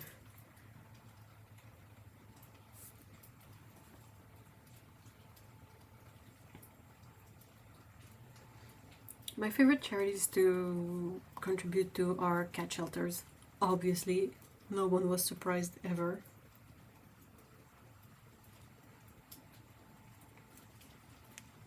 I find it difficult to locate good human charities because a lot of them feel very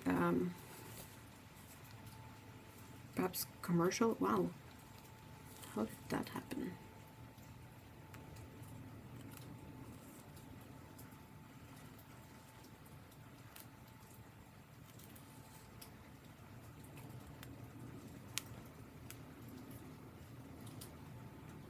Ouch. Oh. Ew.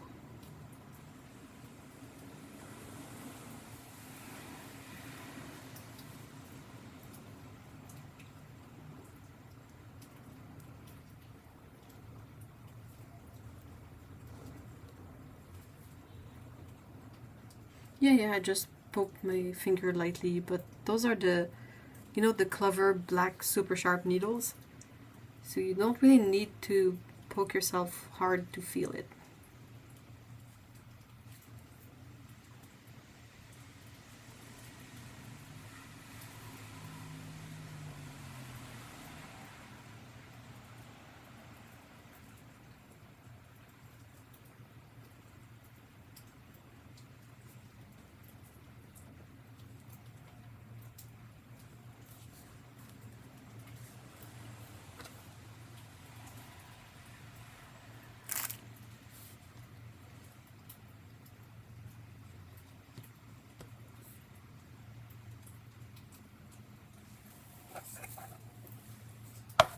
Knitting charity project. Well, it's same vibe, right?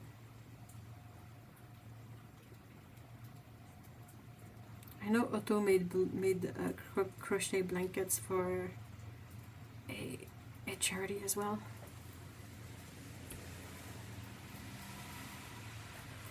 There are people collecting supplies for horses in need in Ukraine. Oh, and I'm thinking of donating some stuff to them. I've got plenty of basically new blankets that people here just don't want secondhand. Wow, that's weird.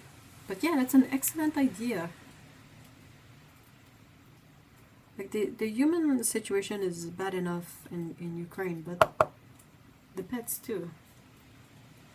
Every niche adds their charity. Absolutely.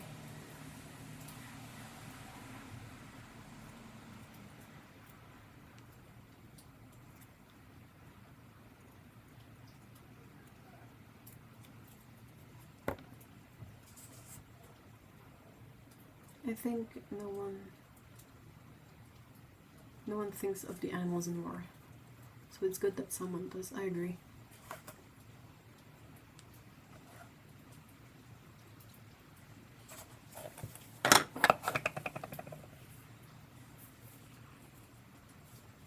I know someone who rescues pets, cat, dogs from Ukraine, so they're all... Oh.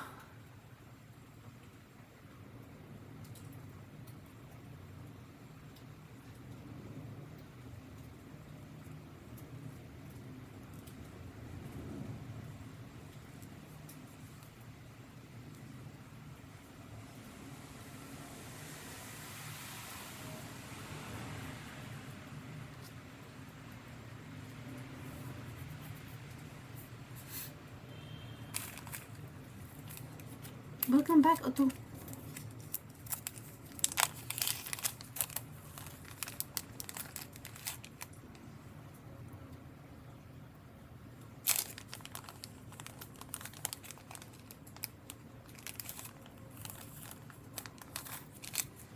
I had a funny interaction with a kid yesterday. I was out just petting the various cats that were visiting at the moment. So there was 3 of them, and a couple of kids came by on bicycles, and one of the kids stopped, and I was like, ma'am, how many cats do you have? And I was like, these are not even my cats, but there's 1, 2, 3 of them right now.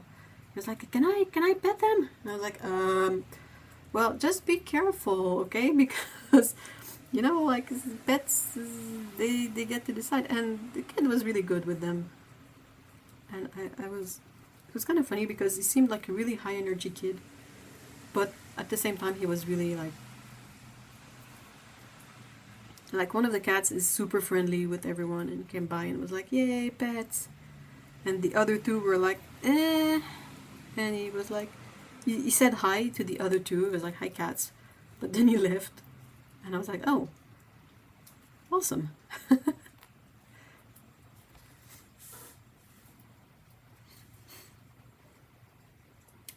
Check if Animal Rescue places have Amazon wishlist. They tend to have them, and you can easily send them exactly what they're needing. And if they don't have an Amazon wishlist, suggest that. Yeah, that's true.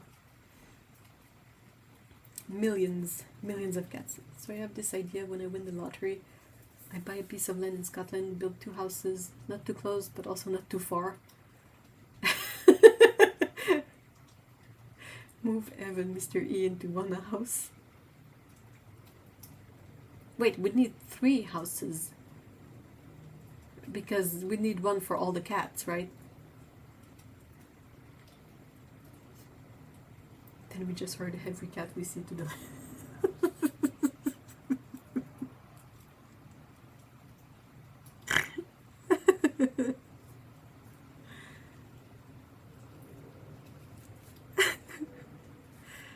I remember I saw this story once. It was about Cat Island in Japan. There's an island that has many cats on there. And they're not exactly feral, they're more like strays. Because they're not aggressive or anything, but there's an absurd population of cat over there. And the thing is that the human population doesn't follow, like they can't keep up with all the cats. It's mostly elderly people, and like it's an aging population. There is not a lot of youngsters that decide to move there. And I think at some point they were running into some difficulties at feeding the cat and whatnot. So they made an Amazon wish list. And they were like, well, okay, if you guys really want to help, you can check out our Amazon wish list. And they got so much stuff so quickly that they had to put out a new message saying, okay, we're good. Just thank you, but for now we have like so many boxes of stuff for the cats. So yeah, thank you very much, but oh my god, guys, chill. I thought it was really funny. Otto will be able to tell me possibly if I if I got it wrong, but I think that's what happened. Hired helpers, vet on site. Oh, yeah, you gotta spay and neuter some of them. Come on. A bunny rabbit island? Oh my gosh! Kids would always gravitate towards Afka and want to pet her. One time a kid pointed to her rabbits. Yeah, no, not quite. Not quite. I was cleaning all the litter boxes. Well, stray cats will use, you know, the beach as their litter box, probably.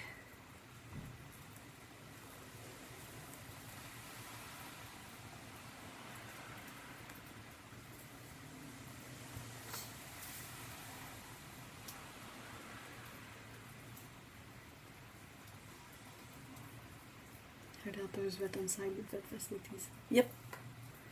And also, like, if we have that much money, I think it would be fun to. I think it would be helpful to offer low-cost spay-neuter for people,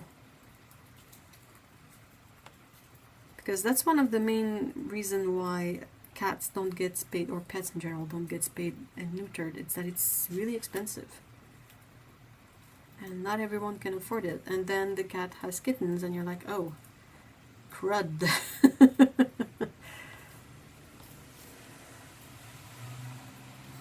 we can keep them afterwards.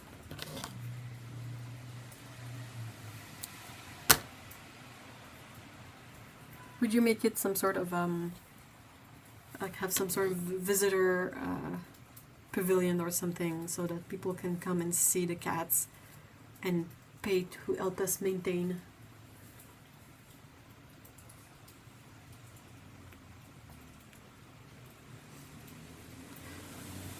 Also, Dutch Santa has a horse called Americo. Sorry. And around that time of year, I would always have kids thinking I was walking Santa's horse. Aww. People, hell no, just cats. Well, you gotta find a way to like sustain the business in a way, because the lottery money is not gonna last forever. So we'd have to step up our like photography game and try and have trendy like Instagram accounts of cat photos. Not if I win the lottery. Yeah, we could sell like postcards and whatnot.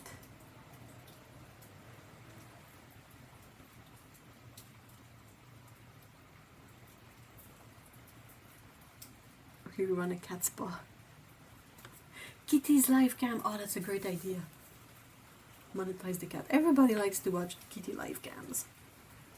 Ah, one of my favorite, it's not a live cam, but it's photos mostly, or little videos, but it's the diorama restaurant in Japan. Every time that comes up on my timeline, whatever the timeline, I'm always so happy. Attach appliques 3 to 5 in numerical order to applique 6.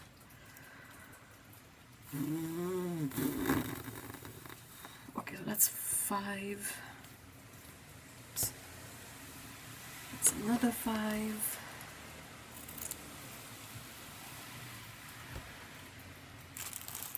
It's gonna be the body, right? 6. Yeah, that's the body.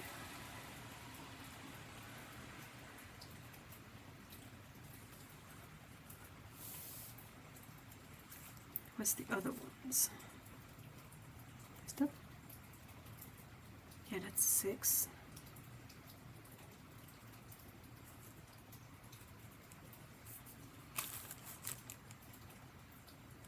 It's 9. That's not what I'm looking for. 7. Oh, 3. Oh, got 1, 2. Those are the earmuffs. What's 4?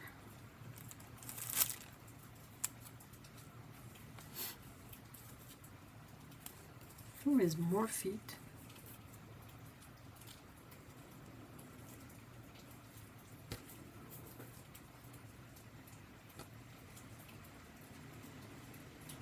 How many feet do these guys have? What's up with that?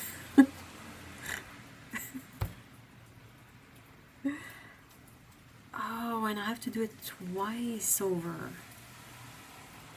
Shoot. Hold on.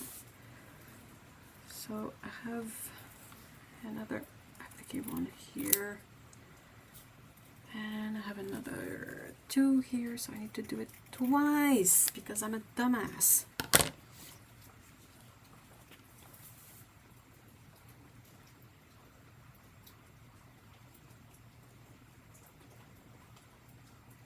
They can get many petty facial messages, tummy rubs, kitty cocktails, catnip, cup. You know what I mean? Stuff with catnip in it. Some loungers. Also sunbrellas, because as we all know, not all the kitties like the sun. So you have like place where the kitties can bake and place where the kitties can be outside but not bake. Dreamies on cocktails too.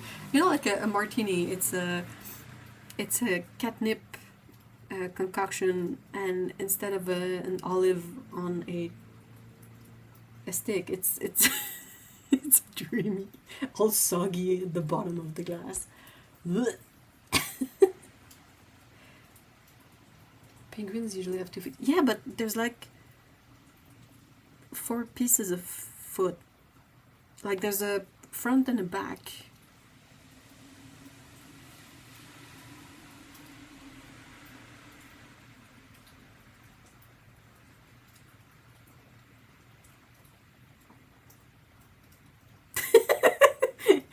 Just as in humans, the number of feet can vary due to unusual conditions. Can you imagine? You get a kit like this, but you make it like a monster version of it. You get a couple of kits of different things and you mix pieces up to create monsters. I think that would be really funny.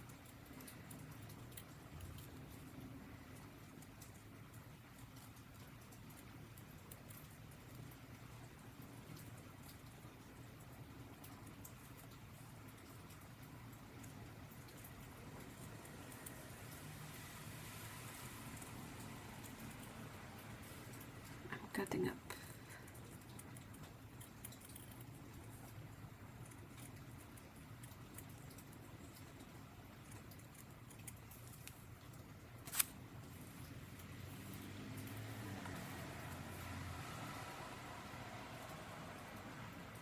Have you heard about the gay penguin couple at Edinburgh Zoo? Aww. They nest and try to worm a rock.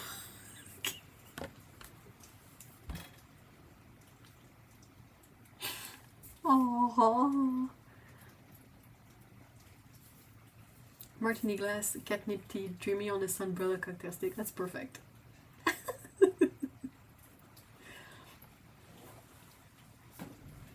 People here were so angry about them, but what's there to be angry about? People who got angry at gay penguins really need to go touch them. They need to eat the grass at that point. Bruh. They work so hard to hatch their egg. Oh, poor penguins. That egg is not gonna hatch. How can someone be angry about... Also, it's penguins.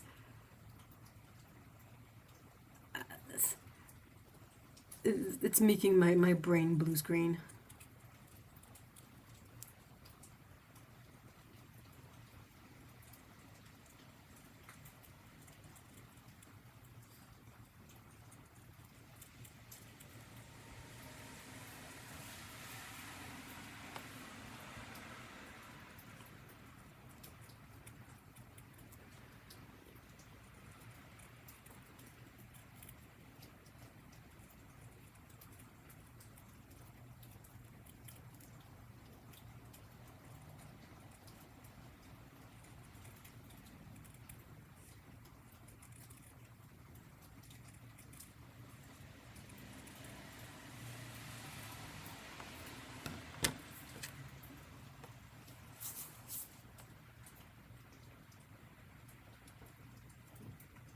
It literally has no effect on them. Why care? Yeah, that's a very valid question in many situations, unfortunately.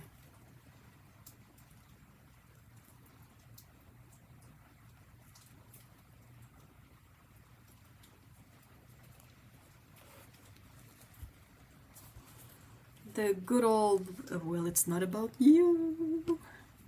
It's not about you.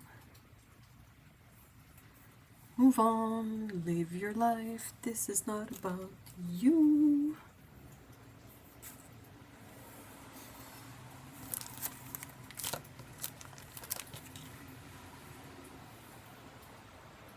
Speaking of, I don't want to be overly politic, but I just want to take a moment to quickly say that I was really pessimistic about the elections in the US until like things really took a turn, and now I don't dare hope, but I'm a bit more optimistic. Let's just keep it at that. Hopefully.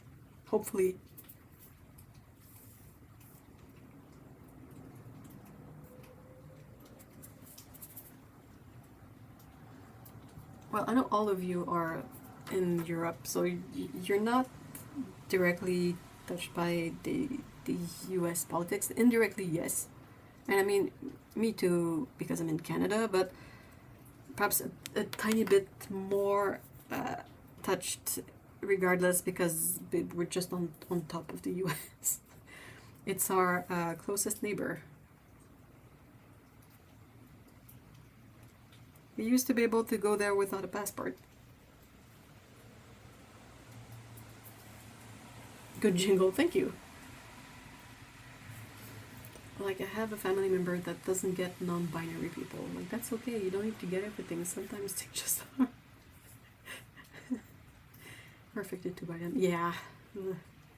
That's the whole thing, you know, like the whole kerfuffle that some people say about, like, oh, but the gays, and it's like, well, are you gay? No. Why do you even care that much? Let them have that, like, there's so many humans on the planet. You cannot possibly care about how all of them live their lives.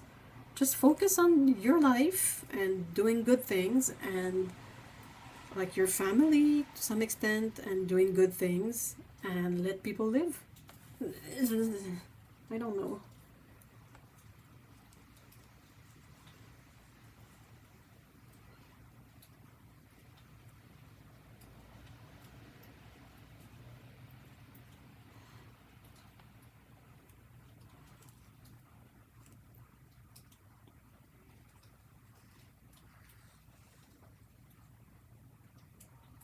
I don't like how much influence America has. Yeah, me neither. Might be better if it was some level of good influence, but it's not. Anyway, not at this point in time anyway. Perhaps after the elections it's gonna be a bit better, maybe, or a whole lot worse.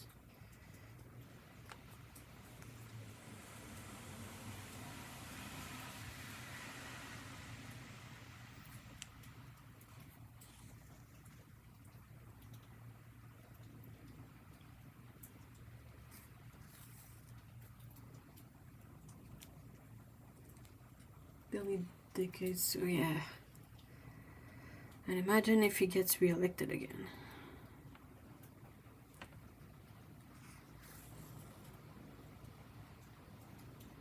When Biden was running, I was pretty much convinced that Trump would be re-elected. Now, maybe not.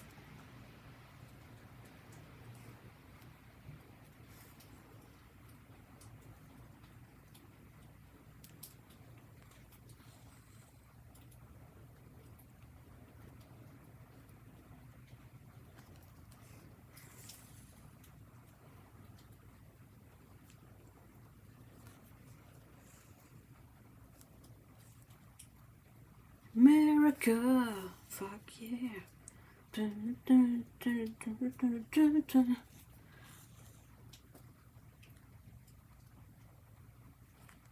Ow! Right in the thumb. Right in the thumb. No damage.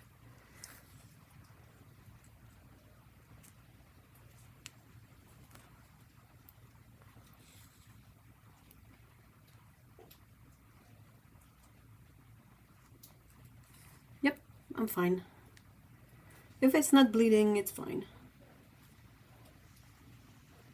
You know how sharp these needles are. It's always like surprising when you don't aim right and poke yourself with one of them.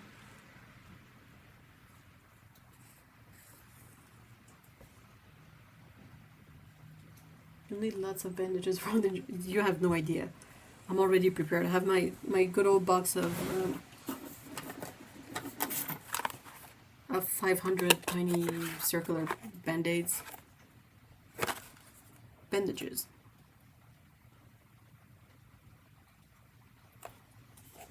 This is my best friend. No, that's not true, but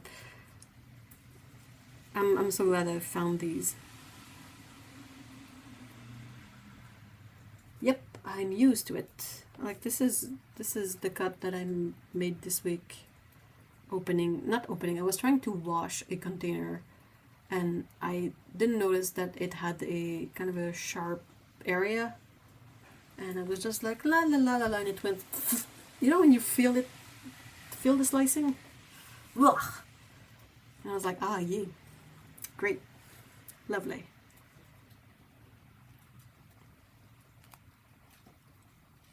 Kamala winning the election would be such a serve, though. After all that racism and sexism, you get a black and Asian woman. I think it would be amazing, and it feels like a combo that will work for a wide range of Americans, to have her as the presidential candidate, but also to have, you know, the most American white dude you can think of as a running mate. Because some people will be like, well, I'm not voting for a woman, whatever, like they did with Hillary. Like, people hated Hillary, and I don't like her, but the hate was blown out of proportion. I feel like by having Kamala and Walz together, you kind of cover your bases really well. Is there something I can see? Yuri, it's Yuri's comment that said that Kamala winning the election would be such a serve, though. After all that racism and sexism, you get a black and Asian woman. I think it'd be good for them. Yeah, she picked the vice president candidate that looked, that it just the, you know, the quintessential white American dude that's also a father, that was a coach in sports, that worked in schools. Like, he checks so many boxes. It's kind of mind-blowing, to be honest. And he's a really relatable guy, and he comes from like more of a humble beginning, you know, all that stuff. He's really relatable to a lot of people that would possibly not support someone like Kamala. Which would be, you know, it sucks, but I'm just glad. I feel like this is a winning combo.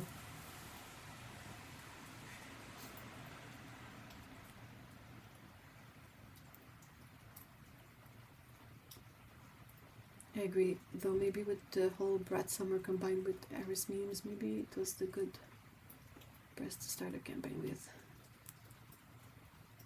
It's like a mix of both of the Bidens. Huh, that's weird.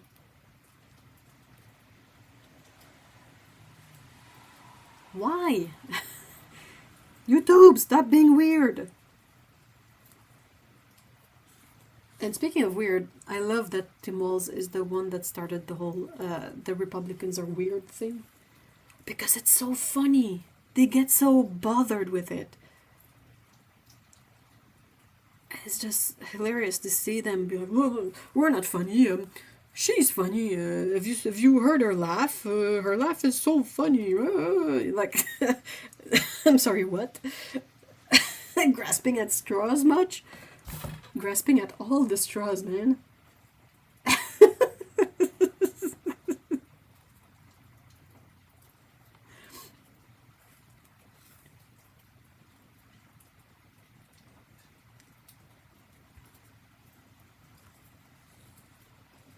Anyway, I'm a bit more hopeful about it.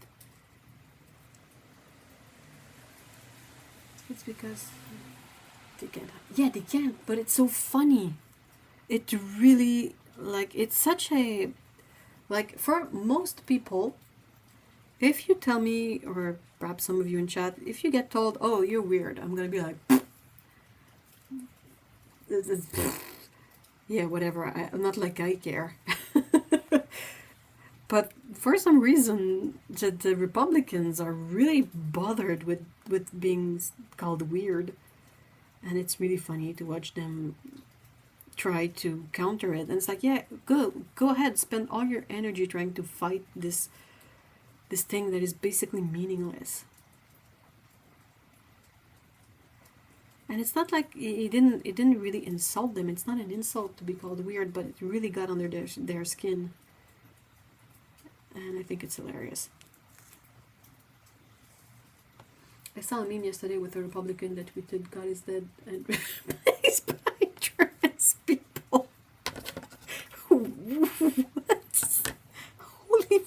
Wait. Okay. Seriously? But the trans community fucking lost him.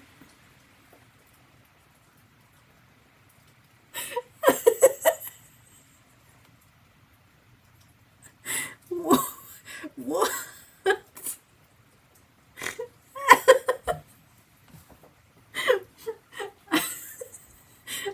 How is that not weird? I think they're really after being seen as leaders, that the slightest comment throws them off. And somehow the weird stuck. Oh, it stuck home big time. That's so funny. Oh, the things they say, it's like... Yep, just go... Alright. I need these little holly leaves. God is dead, replaced by trans people. It's... I mean...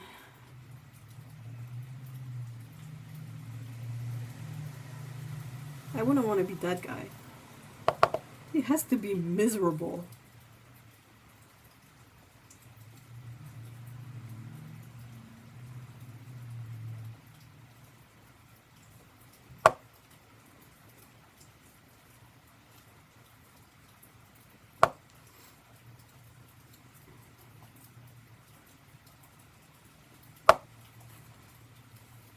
They live in their own weird bubble and yeah, none whatsoever. No grasp of reality at all. I will gladly step in for God for a little bit. I will give all of these stray kitties aww.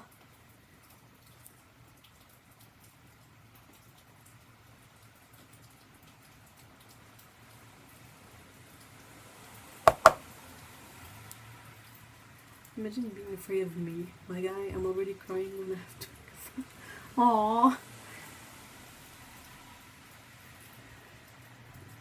It is. Well, I mean, that kind of harkens back to the old documentary about the Columbine shooting, I think. Was it? Yeah, I think it was that one. And Michael Moore made a whole point about the Americans being just afraid. They live in fear of everything, which is also why they hold on to their guns so much. And I feel like this kind of comment is like, dude, don't worry about that. It's not something like, even if God was real, and even if what you said was true, it'd be fine. It's okay. It's not an issue. It's a non-issue. But it also caused the fear. Yeah. It's a a self-feeding thing.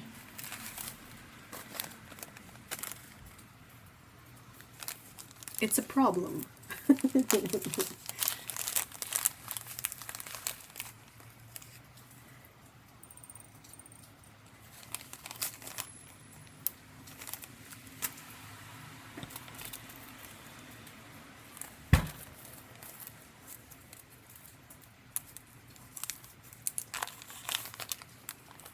Trump said something so dumb. Well, he says dumb stuff all the time. You guys let me know if you want to talk about something else. It's just politics is always very current, especially this close to a US election.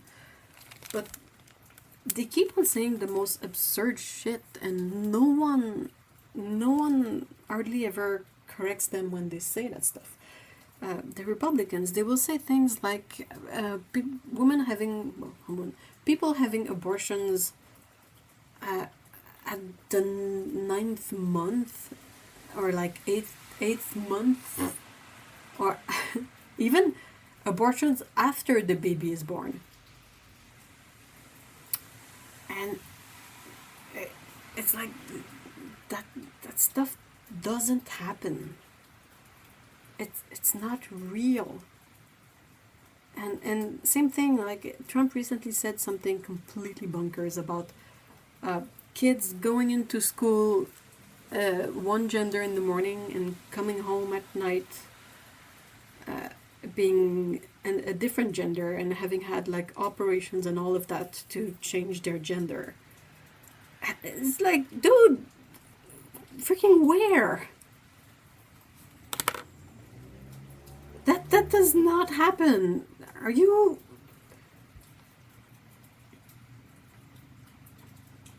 I was asked once how I plan to protect myself from the government.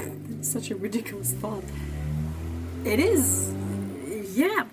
It's like, dude, no. I've seen that, having abortion 6 times a month. Dang. I mean, you've got other issues if you end up in that situation. It's not the thread I want. This is the thicker. I want the thinner thread.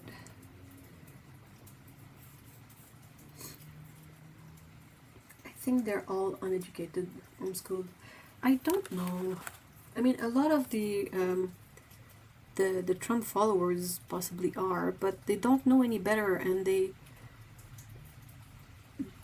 think Trump is a relatable figure when he's not. He's so completely out of touch, and like, since a lot of people are scared, not for good reason, but they're still scared, you know. So they will grasp onto whatever straws they can. Sometimes it's nonsense.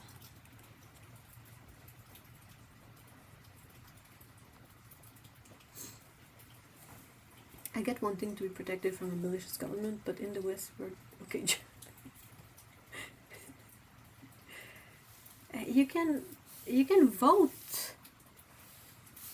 That's the whole point of democracy, is you get to choose your government. You're turning the frogs gay. Ah. Alex Jones. Okay, I don't think they're educated comment. It's Lana. Lana said, I think they're all uneducated, homeschooled, and learn nothing or so. It's, for me, it's 1, 2, 3. It's the 4th message above yours, Otto. Yeah, there was a politician here that claimed that primary school students are being injected with puberty blockers at school. It's someone who got puberty blockers, not just no. It's such nonsense. They have no grasp whatsoever of the reality of things. The whole process of you know, the puberty blockers and the hormone replacement therapy, and eventually the gender affirming care and all of that, it's not a thing you do once and then that's it. Like, it's a process, it's steps, you have to go through these things in procession. You cannot just get the whole thing served at you one time.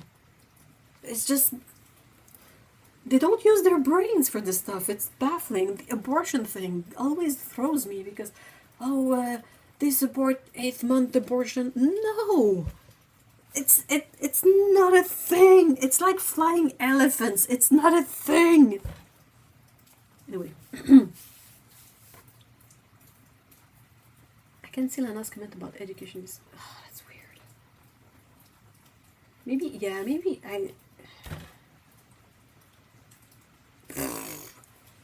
YouTube. Stop it. YouTube, you're drunk. Go home.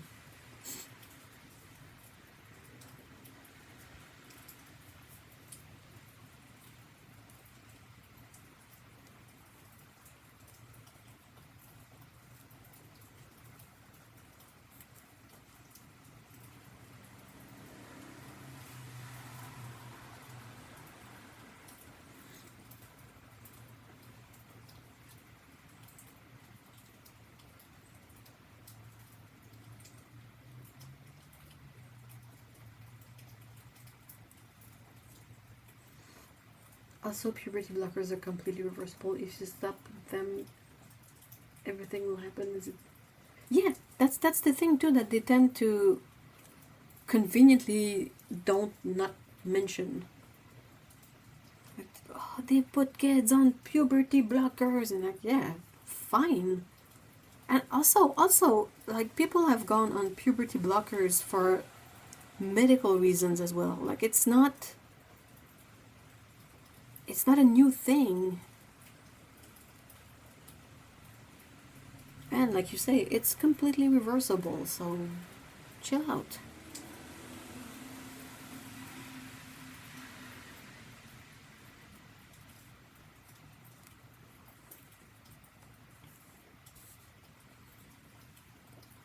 I always try to find the one person that regrets their transition and make them sound like every trans person is of that opinion.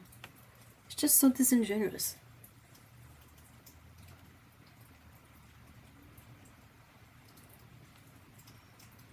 There's only one hospital here when you can get them, and the waiting list for an intake is like 3 years. Oh, dude.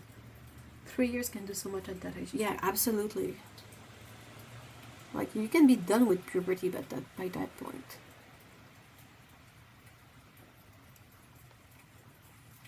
I'm sorry it's not better. I think UK shut down its only trans clinic for teenagers. I think I saw that. Wasn't it?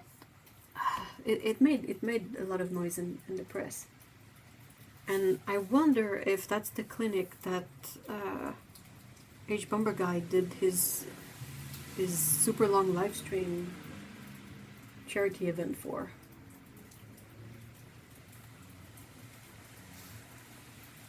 Yeah, like when I got puberty blockers, I was in the waiting room with a bunch of retired men.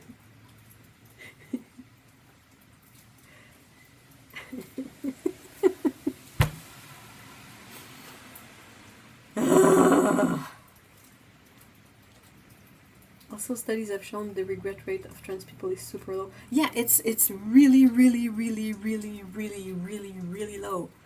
And I think, I don't have the numbers, but I wouldn't be surprised if it would be like a fraction of the people who regret any kind of other cosmetic surgeries. Not that they are the same, but a lot of people tend to see them as different, but it's not really, is it?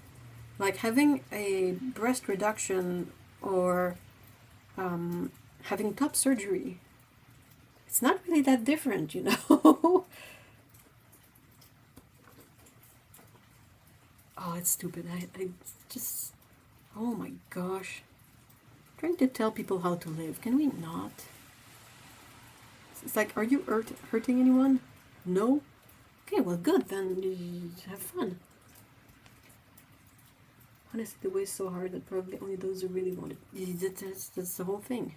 But also, like, statistically, you're probably gonna have like a very small percentage of people who end up regretting it, who perhaps shouldn't have had it in the first place. Like, they were not entirely ready for it, because that's just maths, you know. But that's not the way it's portrayed in the news. Like, they really make it sound like the opposite of what it actually is. Like, oh, you get the surgery in a day. No, you don't. They all regret it. Most of them don't. Very few do. What else, you know?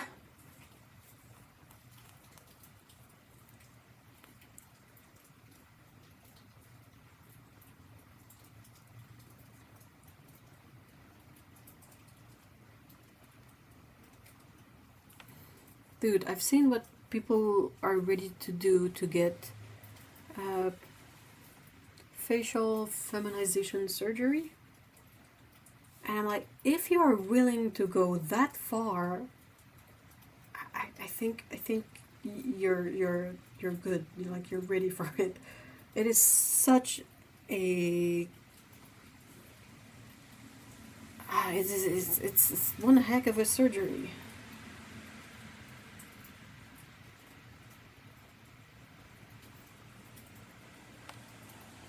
Yeah, my surgeons were all plastic surgeons that worked for the hospital, but my brother needed 50 stitches in his hand, also needed a plastic surgery. Yeah.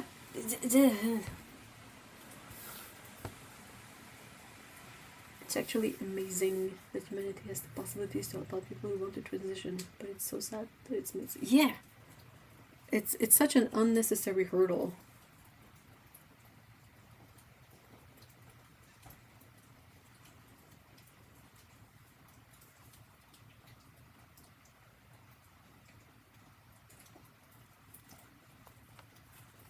Be right back. I had 10 stitches on my forehead from a wound, and it was also a plastic surgeon. Also for surgery, you already need to take hormones for at least a year and be deemed healthy by... Like any surgery, mind you. Like, if you are not deemed healthy, regardless of what the surgery is, oftentimes you won't get it. Whether it's you know, is there a name for, like, the general type of operations for trans people? I'm sorry if this is very clumsily worded. I don't think it's gender affirming care, really. It is part of it, but I feel like that's a broader term than what I'm trying to figure out. But anyway.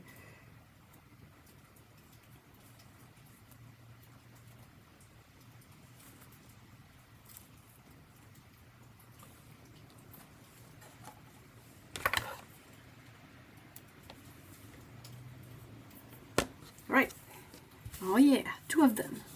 Because everything comes in pairs. I think so. I think I'm working on this guy and probably the one that holds the candy cane. Because I feel like the base penguin holding the thing is kind of the same. So it's probably these 2 at the same time. And then you do these 2 at the same time. And then you do these 2 at the same time. Does that make sense? That's my guess. Gender, sex, oh yeah, okay. Okay, cool. Yep. Gender reassignment surgery. That's the word I was trying to figure out. And I mean, those surgeries,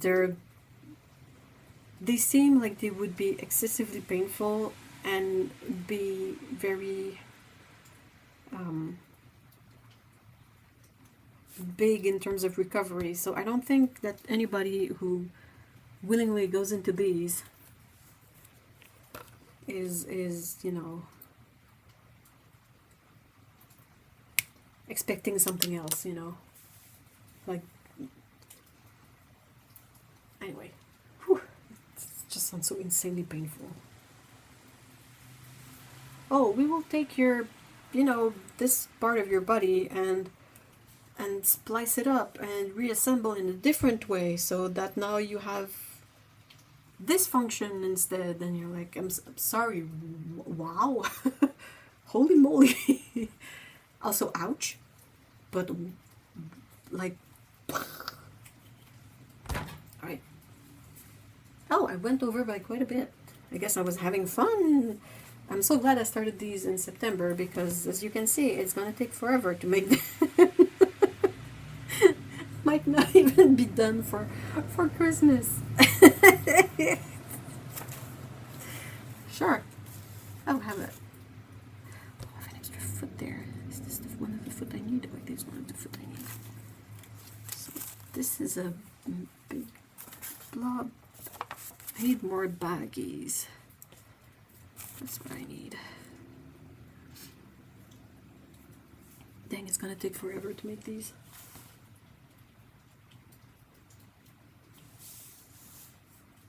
No, these are, because like I was saying, maybe you were, oh, you might have been away when I was saying this, but I think the penguins are designed in pairs. Like these 2 are similar. These 2 are similar if you look, like they both have the little flipper holding something. And the hat is the same, and you know, so I think that I'm working on these 2 at the moment. Because that seems to be the hat for these two. So I think they have you work in two at once. On two at once, if that makes sense. Yeah, I think you were AFK, sorry. Should have read. So yeah, you kind of have to do two at once, which is why I had to do the two scarves as well. Only one is holding a shovel, so that's why there's only one, you know, shovel, but I'm also gonna have to do the candy cane.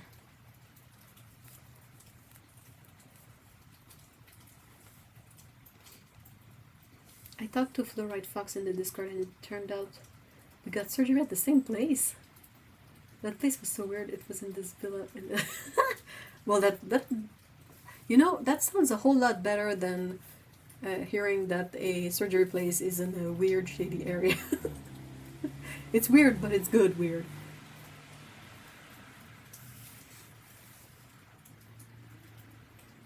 Yeah, it's gonna be a candy cane. For now, it looks weird, but it's gonna be folded in half and sewn and stuffed a bit.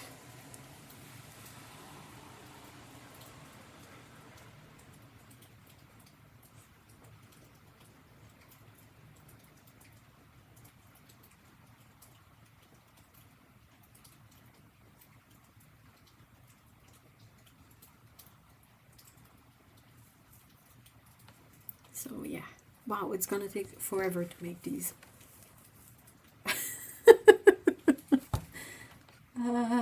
Next step, I think, is to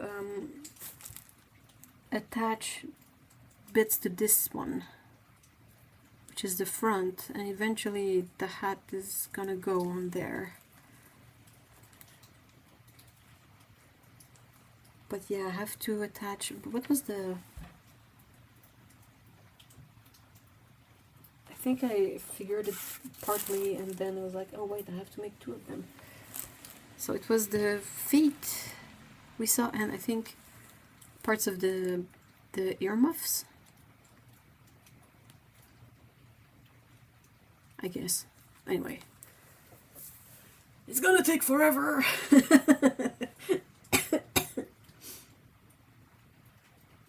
Having to live with gender is for everyday relationships. Oof, yeah. Can't tell you how much respect I have for anyone who goes through gender affirming surgery. Like, that's a lot of pain to get through. Yep.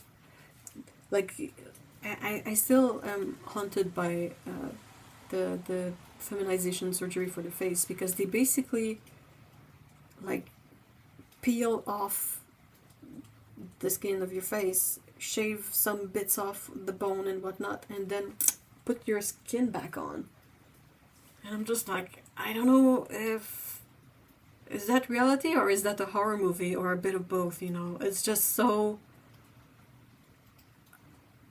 It's... wow. Blows my mind. It's okay, my Christmas bubbles are going to take forever too. We'll keep each other company. Definitely. It's going to take forever, especially if I keep... I mean, transformers are indeed very stupid, so... But yeah, if there's ever any subject of conversation that turns out to be too much, by all means, please just mention the lumpy elephant thing, and we can talk about food, which I don't think we did this week, and paints, and pets, and stuff like that. I'm gonna pile everything up, because that's basically all the bits for these two penguins. I'm gonna try to find a bag so I can keep everything together, and another bag so I can keep the discarded bit, because I'm not gonna throw anything away until I'm fully done with all 6 of the penguins, because you never know. But yeah, so this is the pile of penguins, and the thread with it, and this other thread with it, and these with it too.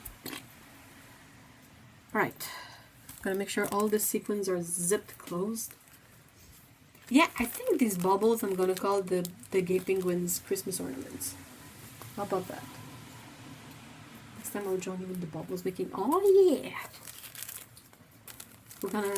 We're gonna amass a group of crafters by the end of of this project.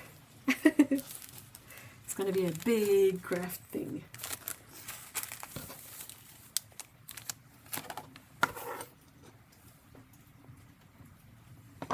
Just trying to sort out my supplies. This is the sewing kit. This is the penguins. This was the bag with the extras. I'm also gonna have to figure out my red sequins situation. Wait, hold on. I need to, before I start these away, I need to measure how big these sequins are.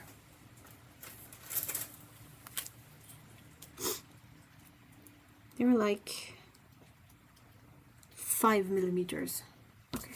5 millimeter sequins. Because if I have to buy replacement, well, I don't need to check the size of the pom-poms. I think any kind of pom-poms would be better than those blue ones.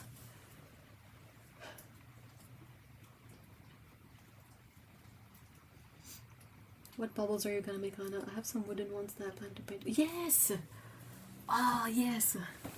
Right now I try some prime with golden acrylic paints. Ooh!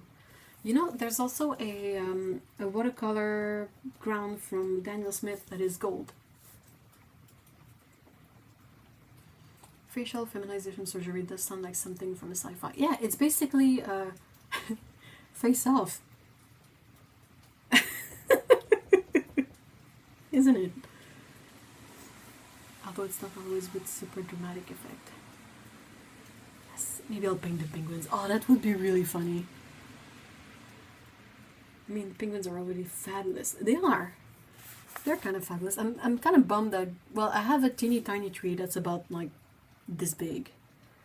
So I might be able to stack it with penguins.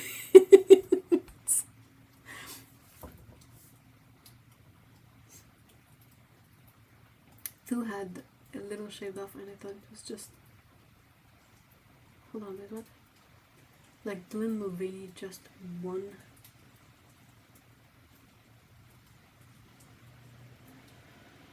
I had a little shaved off and I thought it was just... Yeah. And Natalie Wynn too, and Abigail Thorne. Like, it's subtle things, but it's like such an intense process for subtle things, you know. It's, I mean, if they're happy with it, it looks good, it's worth it, but it's like, oh my gosh, you really have to commit, right? Okay, you can maybe use white circle. Oh, I might. Like with the leftover bits of felt, I might be able to salvage enough to make... That's a good idea. That's why I'm keeping the trims. Haha. Any surgery sounds weird. Like my dad needed a stent after a kind of stroke. Ugh. Through his neck to get to the leg. Oh my gosh. I'm gonna have to find a penguin. That would be amazing. Okay, so next stream I'm gonna include the penguin theme in the title of the. And if you wanna opt in the theme, that's fine. If you wanna opt out, that's fine too. If I had an actual tree, not a mini tree, I think I would try to make a couple of ornaments like Otto is making. I don't think I have the space for a lot of them, but when I had a tree, my thing was to try and have it be, not have two ornaments that are the same, basically. So every year I would get a new ornament to put in there. To get the vibes right. Like I would check out the stores, and if one of those ornaments really called to me, I would get it. And that would be the year's ornament. You can make tiny ornaments. I could try to make tiny ones. But the thing is I'm not sure there's going to be room left after all the penguins. The tree is about, like, it's maybe the height of this sheet. It's a tiny tree. So I don't know. But yeah. I might make a garland of bubbles like Otto is making. It might look good to have a short string of small fabric circles. Sorry, but yeah, okay, anyway.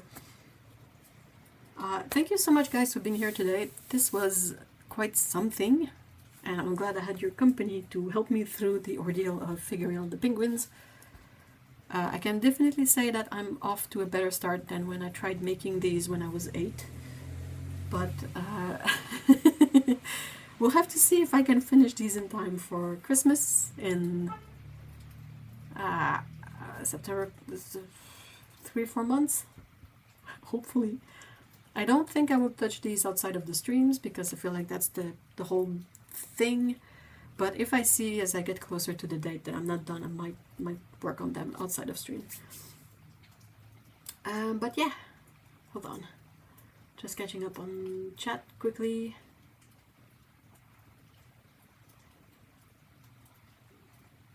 If it wasn't for modern medicine, I don't think me and Otto would be here.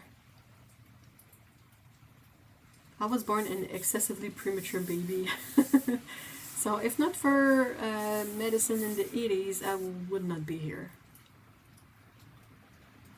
Honestly, by the time you get FFS, you are a good couple of years in on hormones and have done all the legal changes. God, the legal work, what a mess. That was, yeah.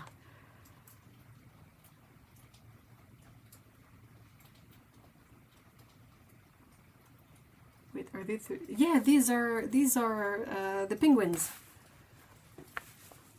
I think you missed the brief history of the penguins. It's a craft kit that I was given by an aunt when I was a kid, and my aunt died when I was 8.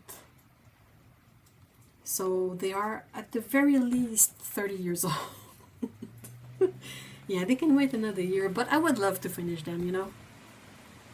Just so I can stop like carrying this project around with me everywhere I go, like everywhere I move.